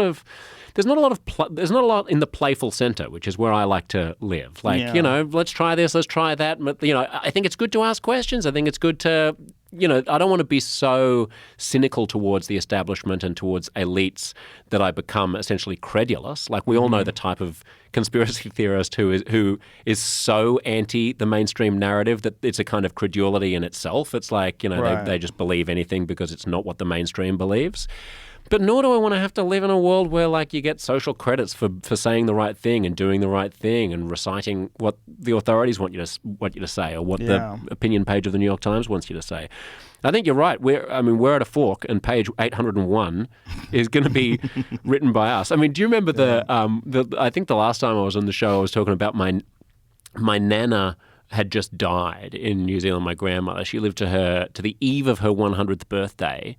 And I was going to Greece after her funeral to visit a buddy of mine who lives in Athens, and I'm wandering around like the foothills of the Agora, where like democracy was born, like near the the birthplace of ancient Greece. And I'm like, wow, 4,000 years ago, like Western democracy was born on this site with people just wandering around for the first time, asking each other what they thought about things instead of an authority from on high telling people what to do. People like, hey, maybe we can all figure it out for ourselves. And that germ of an idea has then spread and changed the world and been the birthplace of civilization, the cradle of Western, blah, blah, blah. And then I was like, 4,000 years? I mean, my grandma just lived 100 years. So back to back, it's actually only 40 nanas ago that happened. It's all very new. I had a bit about that. Right? About this country is founded in 1776. People live to be 100. I go, that's 3 people ago. Yeah, right. That's yeah. really crazy, Yeah. but it really is. If you think about it that way, it's you just go, oh, Jesus. We, then you realize the scale of change. That's right. Yeah. We were going to start measuring like long time distances in Josh's nana, in units of Josh's nana. Have you ever heard of the book The Immortality Key by Brian Murarescu? No. It's all about ancient Greece, and it's all about the, how do you say it, Eleusinian mysteries? What they were doing during this invention of democracy and during the early days of the What's Enlightenment. The guy's name? I'll get it. Brian Murarescu. Okay. It's a complicated Don't worry. name to spell. But the book's called The Immortality Key. He's been on the podcast before, and Okay, cool. through his research, they've opened up a field of study at Harvard that are looking into this. And what they found is physical evidence of psychedelic drug use in ancient Greece, and that they found these vats of wine, these vessels that contained ergot and a bunch of different psychedelic compounds that resemble LSD and psilocybin. And that this idea of wine, like we think of wine like a great Cabernet from Napa, right? It's like, it's a 19, but it's really good. It's delicious. Oh, what a great flavor. The Greeks had a different idea about wine. What they were doing was mixing. First of all, most of their wine was very low fermentation alcohol. Like it didn't. They weren't able to develop the kind of alcohol. Like when we think of beer, when we think of like strong Canadian beer or something like that, it's like 9% alcohol. Sure. Their beer was very mild. Right. And they basically developed fermentation so that they didn't have spoil. So that like it killed the bacteria. Right. So the alcohol killed the bacteria. So they were able to prevent what they would call traveler's disease from drinking bad water. Well, they would add a bunch of stuff to their wine, different flavors and different spices, and they would also add psychedelic drugs to their wine. Now, because of the fact that Roman emperors came along and they put a kibosh on this stuff, they had to start traveling to different lands, and they brought these rituals and the way they practice these psychedelic rituals, they brought them to Spain and to Italy, and they found evidence of this all over Europe where they had to travel to avoid persecution. Wow. But the root of democracy, the root of the Enlightenment, the root of all of the foundations of modern society probably came out of drugs. And Brian has done an amazing job of a thorough research of that. See if you can pull up that the cover of that book so you can see it. It's a really fantastic book. And then there's all this talk a couple of thousand years after that about the religious insights being psychedelic as well. Yes. Right? And the burning bush and right. What is the secret history of the religion with no name? Yes, and the burning bush being they're at the university in Jerusalem. They believe that was an acacia tree, and that the acacia tree is rich in dimethyltryptamine, and that the whole idea of the burning bush being the message from God, like we're looking at this in a literal sense, and that it was probably they smoked this tree and they saw visions and they saw God, and God told them, like, I want you to live your life by these commandments. And if you've had psychedelic experiences, I know you have, there's moments where you have them where you start thinking, oh, we're supposed to do this. We're supposed to treat each other with love. We're supposed to look at each other as if we are one. And this is my brother and this is my sister. Yeah, we're all together. I mean, there's a kind of a truth. Michael Pollan writes about this, which is, part of my sort of scientific interest in this experimentation as well. I haven't done it since I was in my teens, but then it was like what Pollan, the New York Times best-selling journalist, calls the noetic truth, meaning a kind of a truth that is only accessible because you really, really deeply know it. So it's almost like a spiritual understanding or something. And a lot of the research that's going on into psychedelics and MDMA in end-of-life care and in these clinical studies and stuff like that. I mean, even in treating addiction, it's showing incredible promise in getting people to quit smoking and stuff like that, because people have these epiphanies, have these in a properly managed setting with a proper therapist and stuff like that. They're able to attain these levels of insights that supersede anything that you can know through your rational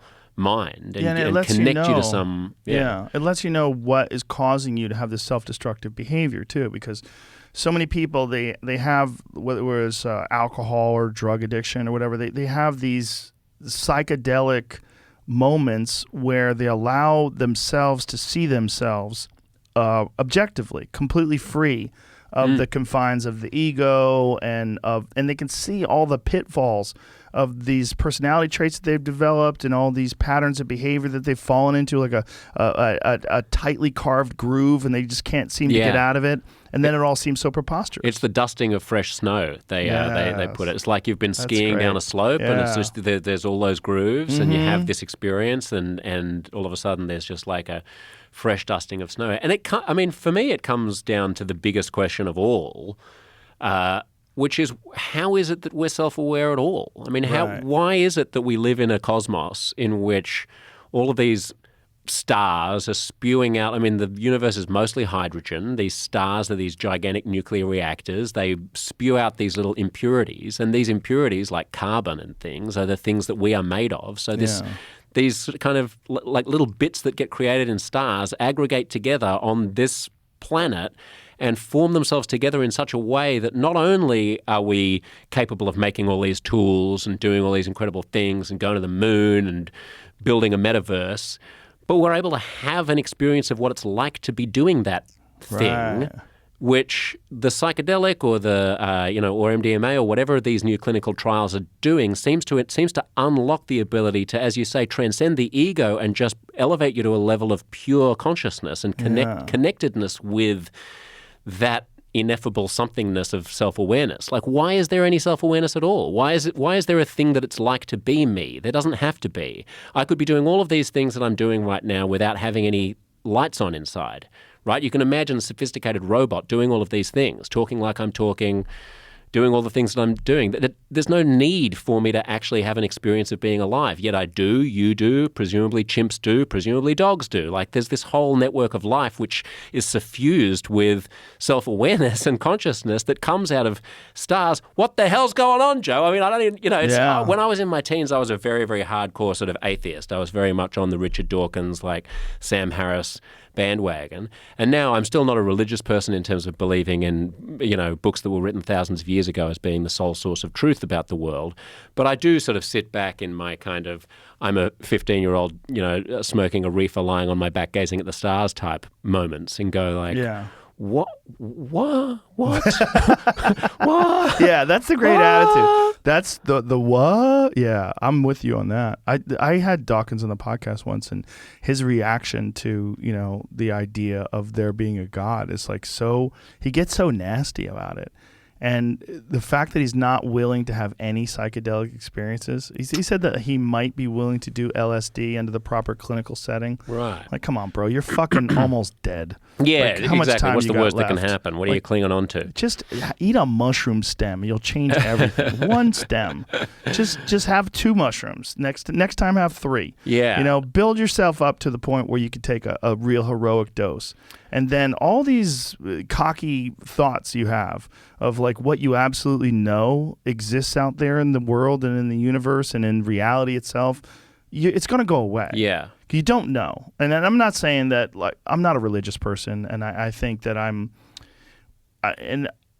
more of a person who is open to the possibility of there being an infinite number of variables that we don't even have the ability to perceive. Right.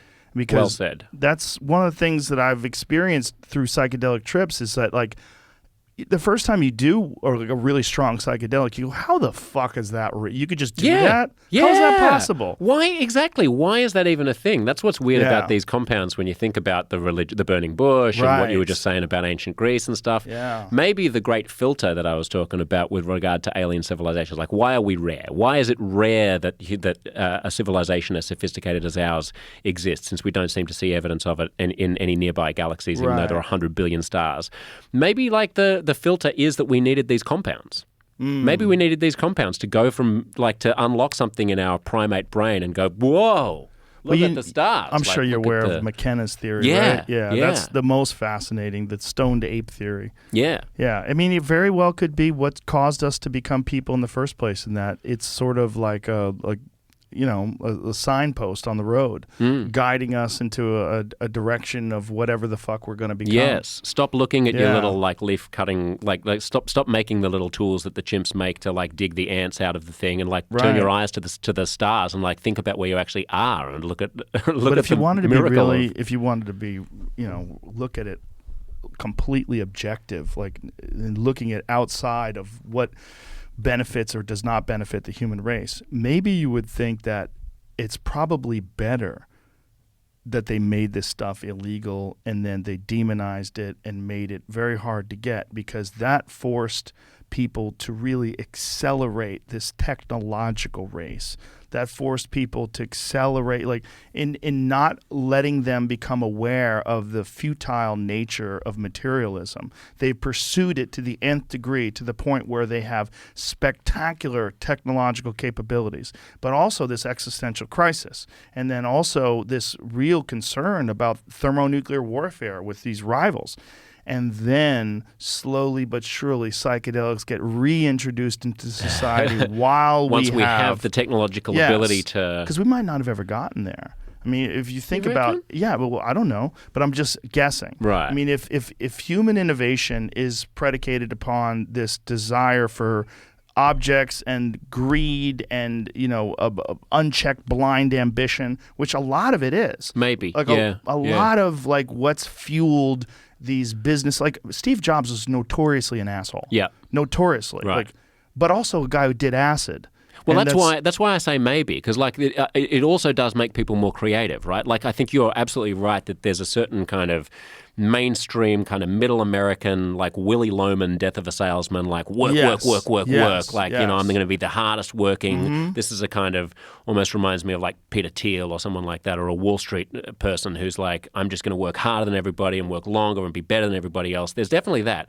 But then there's this other kind of creativity that a Jobs has, or that maybe even Elon Musk has, or like where it's just a weird universe that they've got going on in their head, which is not necessarily like I'm going to go from A to B in the most materialistic, closed-minded way. Yeah. It's like I'm going to dance with the fairies, like on this incredible lily pad of existence, and I'm going to take it wherever I want it to go. And when you see that become successful, that is inspiring. I mean, when you see Apple create what Apple's created, and when you see what Elon's up to, like, you're like, I'm in the presence of something very unique, truly unusual, truly incredible, that may be enhanced by, psychedelic compounds. Maybe enhanced by it, but most, and then the other thing is, what is that? Think of those things that you're talking about, specifically like Apple. Through the use of that technology, that accelerated the whole smartphone revolution. Yep. And that also changed the way people exchange information. And through that, accelerated our understanding of these things. Like Brian Murarescu's book and his ideas, like who knows how much of that was affected by the use of social media, reading things online about, Terence McKenna's work and all these, all these various people that have researched psychedelic drugs throughout the years and written all these different things about ancient Greece. And he had to take a big chance to try to put that all out in a book. Fortunately, he did, and then came on this podcast. Then the podcast broadcast it to millions of people. Harvard hears the signal. They changed a course of study. So you can study this concept of psychedelic drugs influencing ancient Greece and what ancient Greece has contributed to the entire civilization of the world. All this happens through the invention of Steve Jobs and technology. I mean, podcasts literally were invented for an iPod. Yeah. Like that was the first, from Adam Curry. I mean, that's literally where it started. Yeah. It's all crazy how it all piles onto each other, and what Elon's doing is fucking sending people into space. He's in the middle of this thing where he's not just making electric cars, but he's also... It's like one of 3 or 4 things that he's doing. It's insane. How does that man even manage his own Have you met him? mind? No, never met him. Fascinating dude. Yeah. Lovely guy. Fun to be around. Like a really fun, sweetheart of a guy. But beyond smart. Like he's one of the smartest human. I've met a lot of really fucking smart people, but he's one of those that kind of creeps me out. It's like, oh, you and I are not even the same fucking thing. He almost seems like he's so smart that you wouldn't want to be that smart, because it's a kind of a prison to be that smart. He literally said that when I asked him. I said, what is it like? He goes, you wouldn't want to be me. Yeah. He goes, you wouldn't. He goes, when I was 5, I realized that not everybody had this. He goes, but it's like my mind is that there's constant ideas just going in and out, and it's very Has he done hard to psychedelics? manage. Do you know? I don't think he's on. Well, he smoked weed on my podcast. Yeah, I got in trouble for that. I heard about that. Everyone heard about that. I don't think he's open about that. So I don't know if I should answer that question. No, that's I fine. think I should That's allow fine. him to absolutely answer that question. I mean, because that comes back to like when you were saying that Dawkins is not hasn't done it.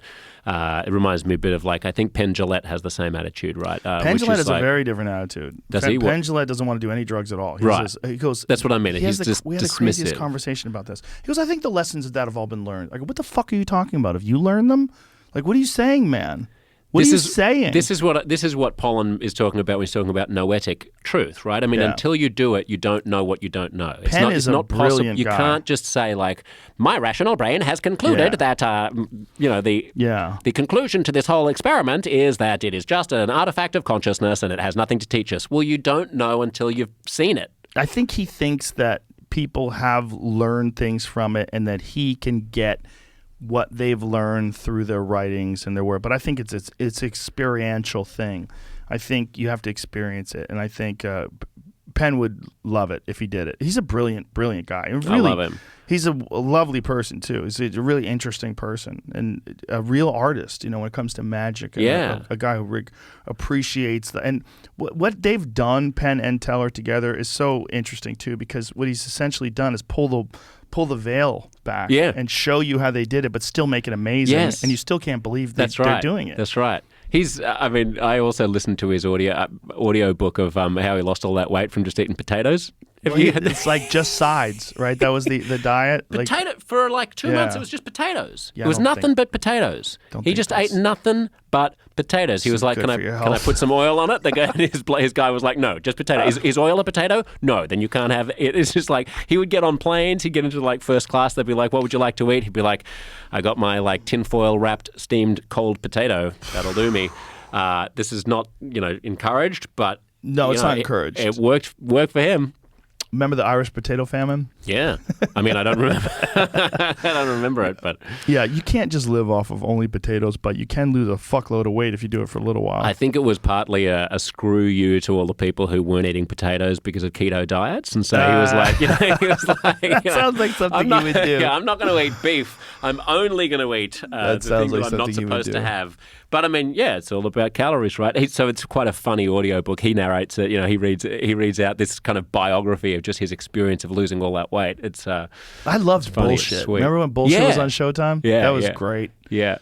Those guys are amazing. Funny. He's like, just got a fucking great attitude. It's funny how actually some of the best people to debunk like pseudoscience and psychics and that sort of thing are magicians. Oh, because like there's Darren Brown in the UK. Sure, I've had Darren on. Really? Yeah, great. He's I'll check out that episode. That's Darren. A perfect example. Like really, they are right. Like who's the fucking famous mentalist that is always trying to get people? Yuri Gagarin? Yuri Geller? Yuri Geller. Yuri Geller. Yeah, one's Yuri an astronaut, Gagarin one's a cosmonaut.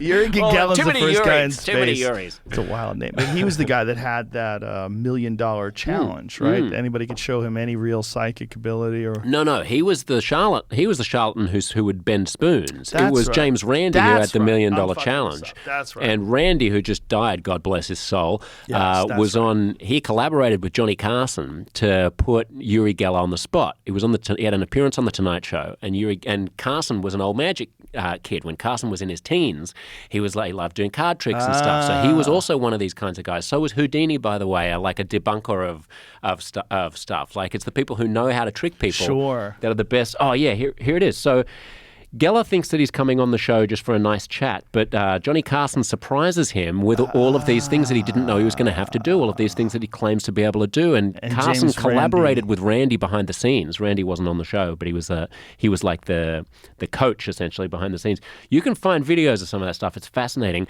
And Yuri Geller, if you go to like the end of the segment, Jamie, you can see how sort of embarrassed he is and how like kind of awkward and apologetic he is. Because Johnny's just like, I don't want to put you on the spot, but, this is stuff you say you can do. Oh, so Johnny knew in advance. Look at him smoking a cigarette. Yeah, boy, what a weird time. Now, if I'm pressing again. Well, for example, now you asked us before the show and this afternoon for one of our staff members to draw on a couple of cards and seal them in an envelope, which we have done. Yes. Well, let me tell you again. This didn't bend much, and right now here I'm stuck. I don't feel for it more, so I don't want to be stuck either on an envelope. Mm-hmm. I'd rather tell you that many people are skeptical about these things. They see something happening, and then they want to see it closer and closer. There have been many people running and saying that they can duplicate what I do. Well, I can only say that if I'm on stage and people see me from far, they can always say that there is some sort of a sleight of hand or trickery here. That's true.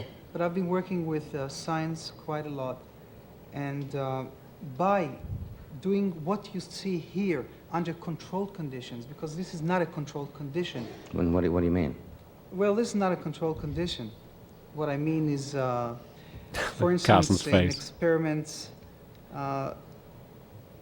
it's covered with bell jars, and there are cameras running, and many scientists looking at every point, although you're trying to do the same, but this is really not a controlled condition. Boy, he talks like a cult leader, but doesn't again, he? It's quite difficult for me, and I won't go on something that I don't feel strong for. All right.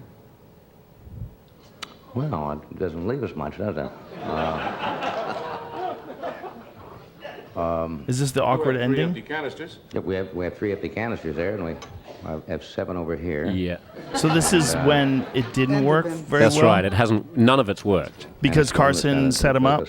Yeah, Carson asked him to do what he claims to be able to do under conditions where he hasn't been able to rig it. I wanted this to be of great success Johnny, tonight I feel for you. very good. I feel very good. Okay, we'll take a break. We'll come right back. Yeah. I mean, Carson's such a pro. Like, Did James Randi ever get together with Uri Geller? Did they ever do like an appearance together anywhere? That's a good question. I'm not sure. But Randy was behind the way that Carson was going to set up those tests. Yeah. He's like, well, if Geller claims that he can, tell, if he can bend a spoon, then give him a real spoon. A real spoon, yeah. If he claims that he can tell which salt shaker has water in it without seeing it just by moving his hand over, a covered batch of salt shakers, then actually do it properly. Let's do it this way. This is the way that I would, trick you if I were doing it as a magician. So let's make sure that he can't do it that way. The spoon thing is a different kind of. The spoon thing is like a different kind of metal, right? Isn't it? Like where they're. To be honest, I don't know how it's done, but I think there's like a thing where they're literally like heating heating up the metal. I think they can do it with normal spoons. I think you can bend most spoons if you, as you say, if you heat it up and rub it in the right way. But I mean, are they duplicate spoons? I don't know what the trick is, but it's a trick. It's a magic trick. I think it's a type of metal where as you're rubbing the spoon with your finger, you're heating it up, and it'll literally start to wilt. I mean, I might have just made that up. That should be on your tombstone, Joe, when you die. Yes. I might have just made that up, Joe Jamie, Rogan. pull Rest that in up. peace. That's what it'll say. Yeah, Jamie, pull that up. My tombstone. But I'm not sure it's just that, because I once had coffee with a supposed mentalist in New York, and he was like, you want to see me bend a spoon? I was like, yeah, absolutely. So he picks up one of the spoons just at the cafe where we were sitting, and he's like, well, and he's like doing this and doing that and doing this and doing that, and he's like, you see? And I'm like, it doesn't look very bent, doing this and doing that and doing this and doing that. You see? It doesn't look very bent, doing this and doing that. It doesn't look very bent. Then I go to the toilet.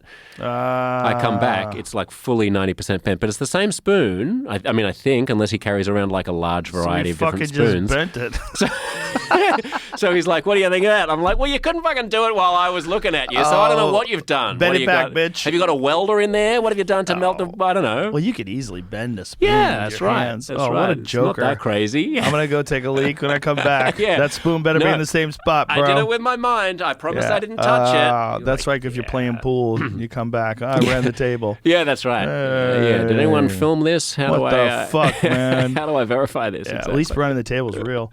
But when someone does something like that with a spoon and they know how to do it, like the people that know how to do it and they watch someone fuck with someone, like I've had Banachuk on the podcast before. Do you know who he is? Yeah, He's a mentalist out of Las Vegas. He's fantastic, and he's really good at it. We had me and my friend Duncan Trussell. We did a television show where he like contacted people from the audience and knew things about their family and did all that kind of crazy shit. Yeah. And he goes, "Listen to me right now. I am not psychic. This is not real. These are tricks. I can't tell you how I do it, but I'm telling you right now, this is all bullshit.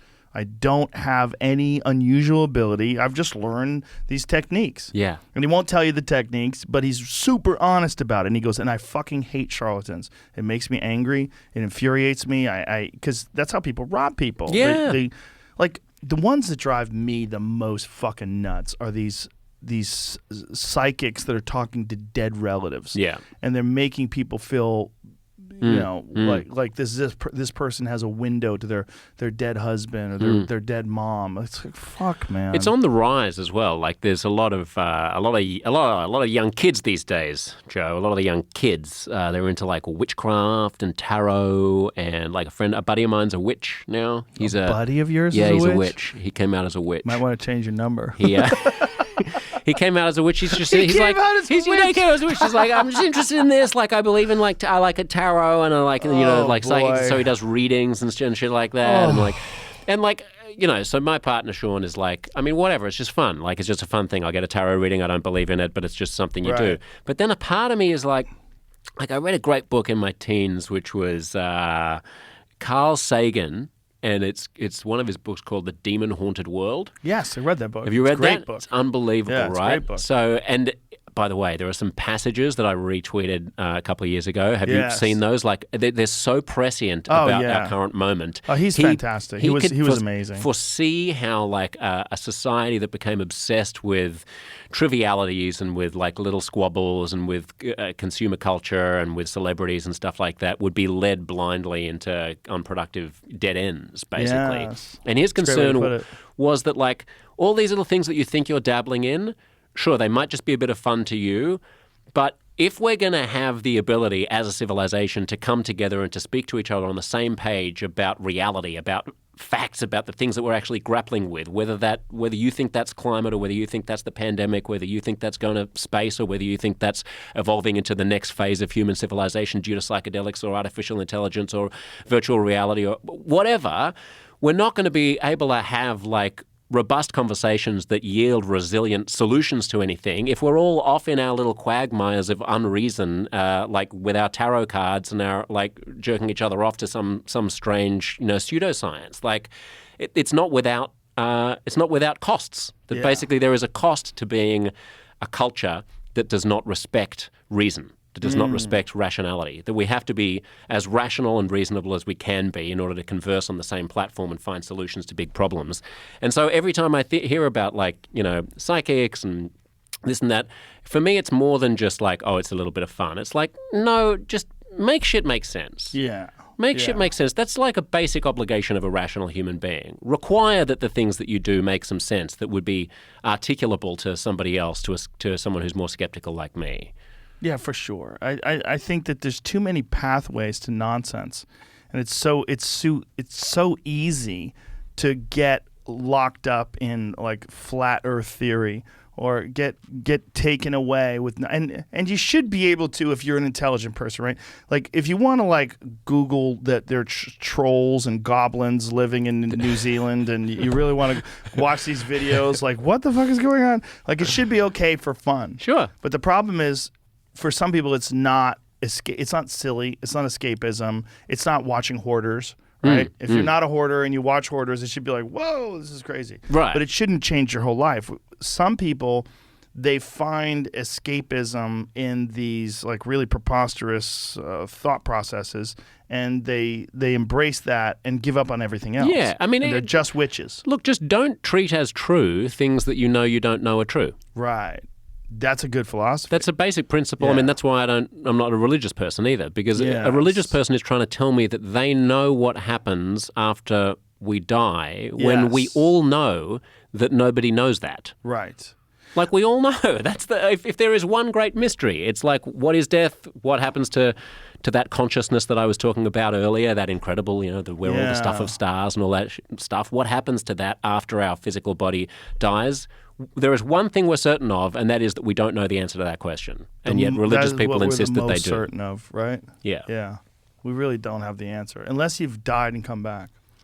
And how many of those people are around? Well, the sweet baby Jesus. They'll have the best stories, though. I saw my body above the operating table. I was floating around. Like, do something more interesting. Yeah, no. Come on, get more creative. I went to visit my grandpa, and he said, it's not time yet. And he sent me back. Okay. You might have been tripping. Yeah, that's right. That's the other thing about death, too, that they wonder, like, the psychedelic pathway of, they know that during periods of high stress, your body produces more DMT. Yes. And they don't know what is that about. Like, right. Is that a chemical gateway to some other dimension? Right. And is is the idea of like physical reality of being able to touch things. Are we too married to that? Is that too? Are we too committed to the idea that all reality is something that you could like measure with a ruler or put on a scale? Right. I mean, the whole thing could be a simulation anyway, in which case, what is the physical reality versus what's going on in your head? You must have been at the dinner table last night. Yeah? My kids wanted to talk about simulation theory. They apparently had heard about simulation theory at school, and last night became a conversation about whether or not life is a simulation. I said, I do not know, because you wake up every morning and you assume that you have been alive for a long time. You assume it. I go, so if that assumption's correct and I really just go to sleep and then I really just wake up, I can tell you that I lived in a time where there were no computers. So I don't think simulation theory is happening right now. Right. But I don't know if that's true. And like, you growing up in memories, a time when there were no computers could be part of the simulation. Exactly. Yeah. All of my memories could be horseshit. Like, I don't know, because everyone wakes up from being completely gone, which leaves open so much possibility. Right. And it's one of the weirder things about life is that no one's scared to go to sleep, but everyone's scared to die.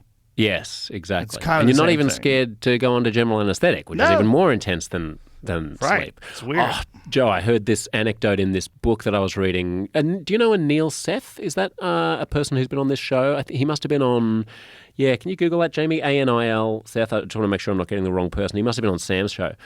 But he's a consciousness researcher, a Brit, and I read him reading his audiobook after hearing him on some podcast about consciousness, and he tells the story of the most famous legendary amnesiac case, like the most extreme form of amnesia that happened to anybody that people in his field study to try to understand the nature of what it's like to be a person. It was this like Austrian music conductor or something in like the 1970s, and his wife has written a book about this, who had some traumatic brain injury and then basically became like the guy out of Memento, where he would wake up every 30 seconds, 60 seconds, something like that, a whole new person, right?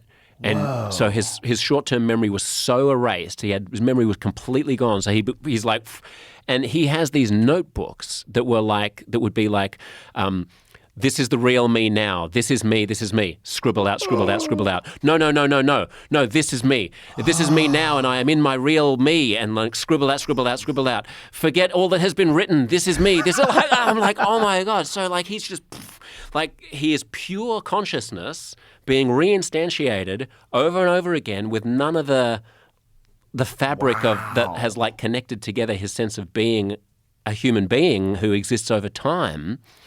So as you say, maybe we're all like that. We just have fake, bogus memories about.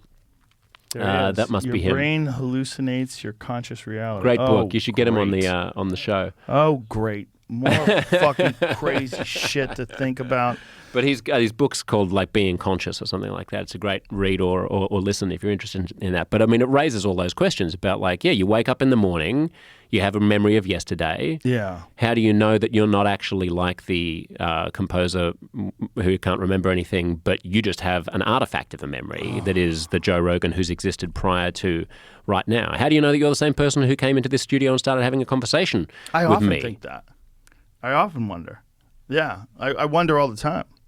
Well, my life is so bizarre, too, that it forces me to think that it's fake. Yeah. You know? And, we were having this conversation last night about that Ex Machina movie. Yes. I watched it again a few months ago. Fuck, I love that movie. Yeah. I've watched that probably a dozen times. Yeah. But the scene where the woman robot leaves him in that room, when you realize she doesn't really have emotion and she doesn't really care, and she leaves him in that room, I'm like,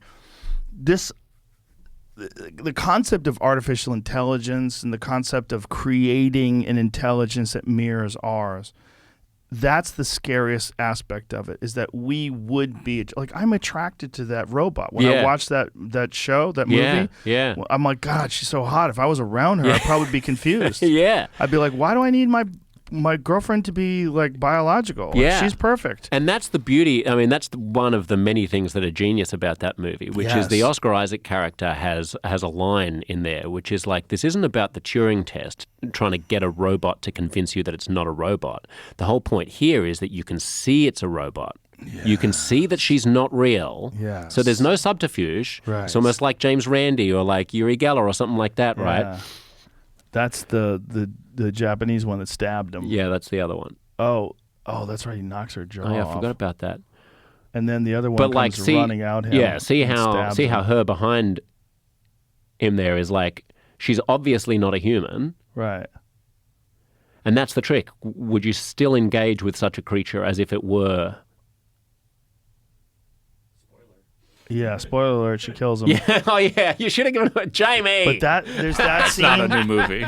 But then there's the other scene. This is the scene right afterwards where the guy who is in love with her gets locked into that room, and she locks Joe's him talking in, about where she, which is fucking terrifying because she has zero emotions. I think it's right afterwards. I think it's right after that. She locks him in there. Yeah. And he like thinks that, yeah, this is it. Like he realizes like, hey, let me out. And she doesn't even turn around. She doesn't give a fuck. She's like, I'm dressed. I'm going to go get picked up by this helicopter. I'm going to go pretend I'm a person. And he's like, hey. Yeah. Hey, you're my girlfriend. Hey. And then he realizes, yeah, we don't need the music. No. But he realizes that's so terrifying because she doesn't even look at him. She doesn't care at all. There's nothing. Intellect detached from, I mean, this is kind of what you were talking about like what if our brains were detached from our physical body so we didn't have all of the hormones and the arousal and everything that comes with a physical human body. Maybe that's what you get. Maybe you get an automaton. You do. I mean, I think whatever we are requires love. It requires compassion. It requires an appreciation and need for each other, which also begs the question, like, why does she even give a fuck? Like, why does she want to leave? Why does she want to get in the helicopter? Like, what is she trying to experience? Like, is she trying to take in more data? Like, what is she doing? If she doesn't care about people, why does she want to be around them? Why does she want to go to the other ones? Like, it's kind of a flaw in the plot line. I mean, maybe, but maybe that's just the nature of being a complex information processing system that you are interested in, like more data. Yeah, maybe part of like artificial, and maybe one of the keys to mastering artificial intelligence in the next few decades is going to be finding a way to make the system have ambitions and aspirations that somewhat curiosity. mimic. Yeah, exactly. That's like curiosity's right. built in, but emotions aren't.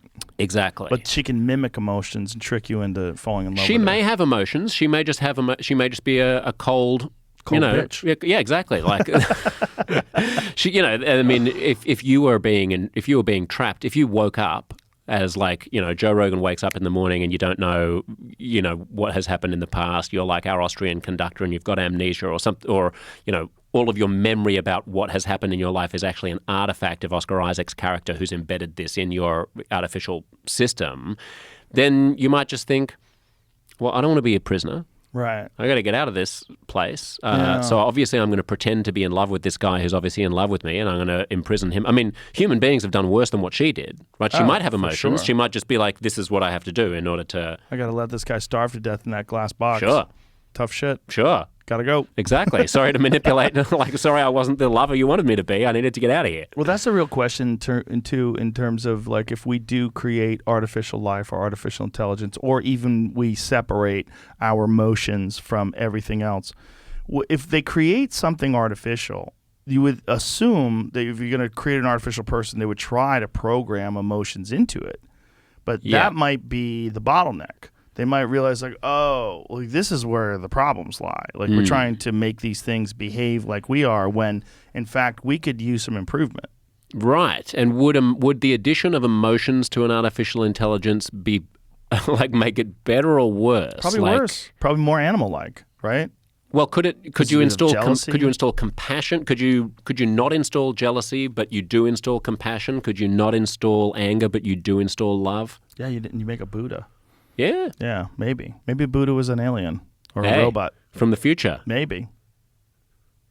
I mean, that's what like a real enlightened monk is trying to achieve, right? Yeah. Escape from that's all right. of the worldly needs and the desires. Also escape from, I was going to say love, but love isn't quite right, but certainly like... lust. Yes, and pride and ambition. You're like...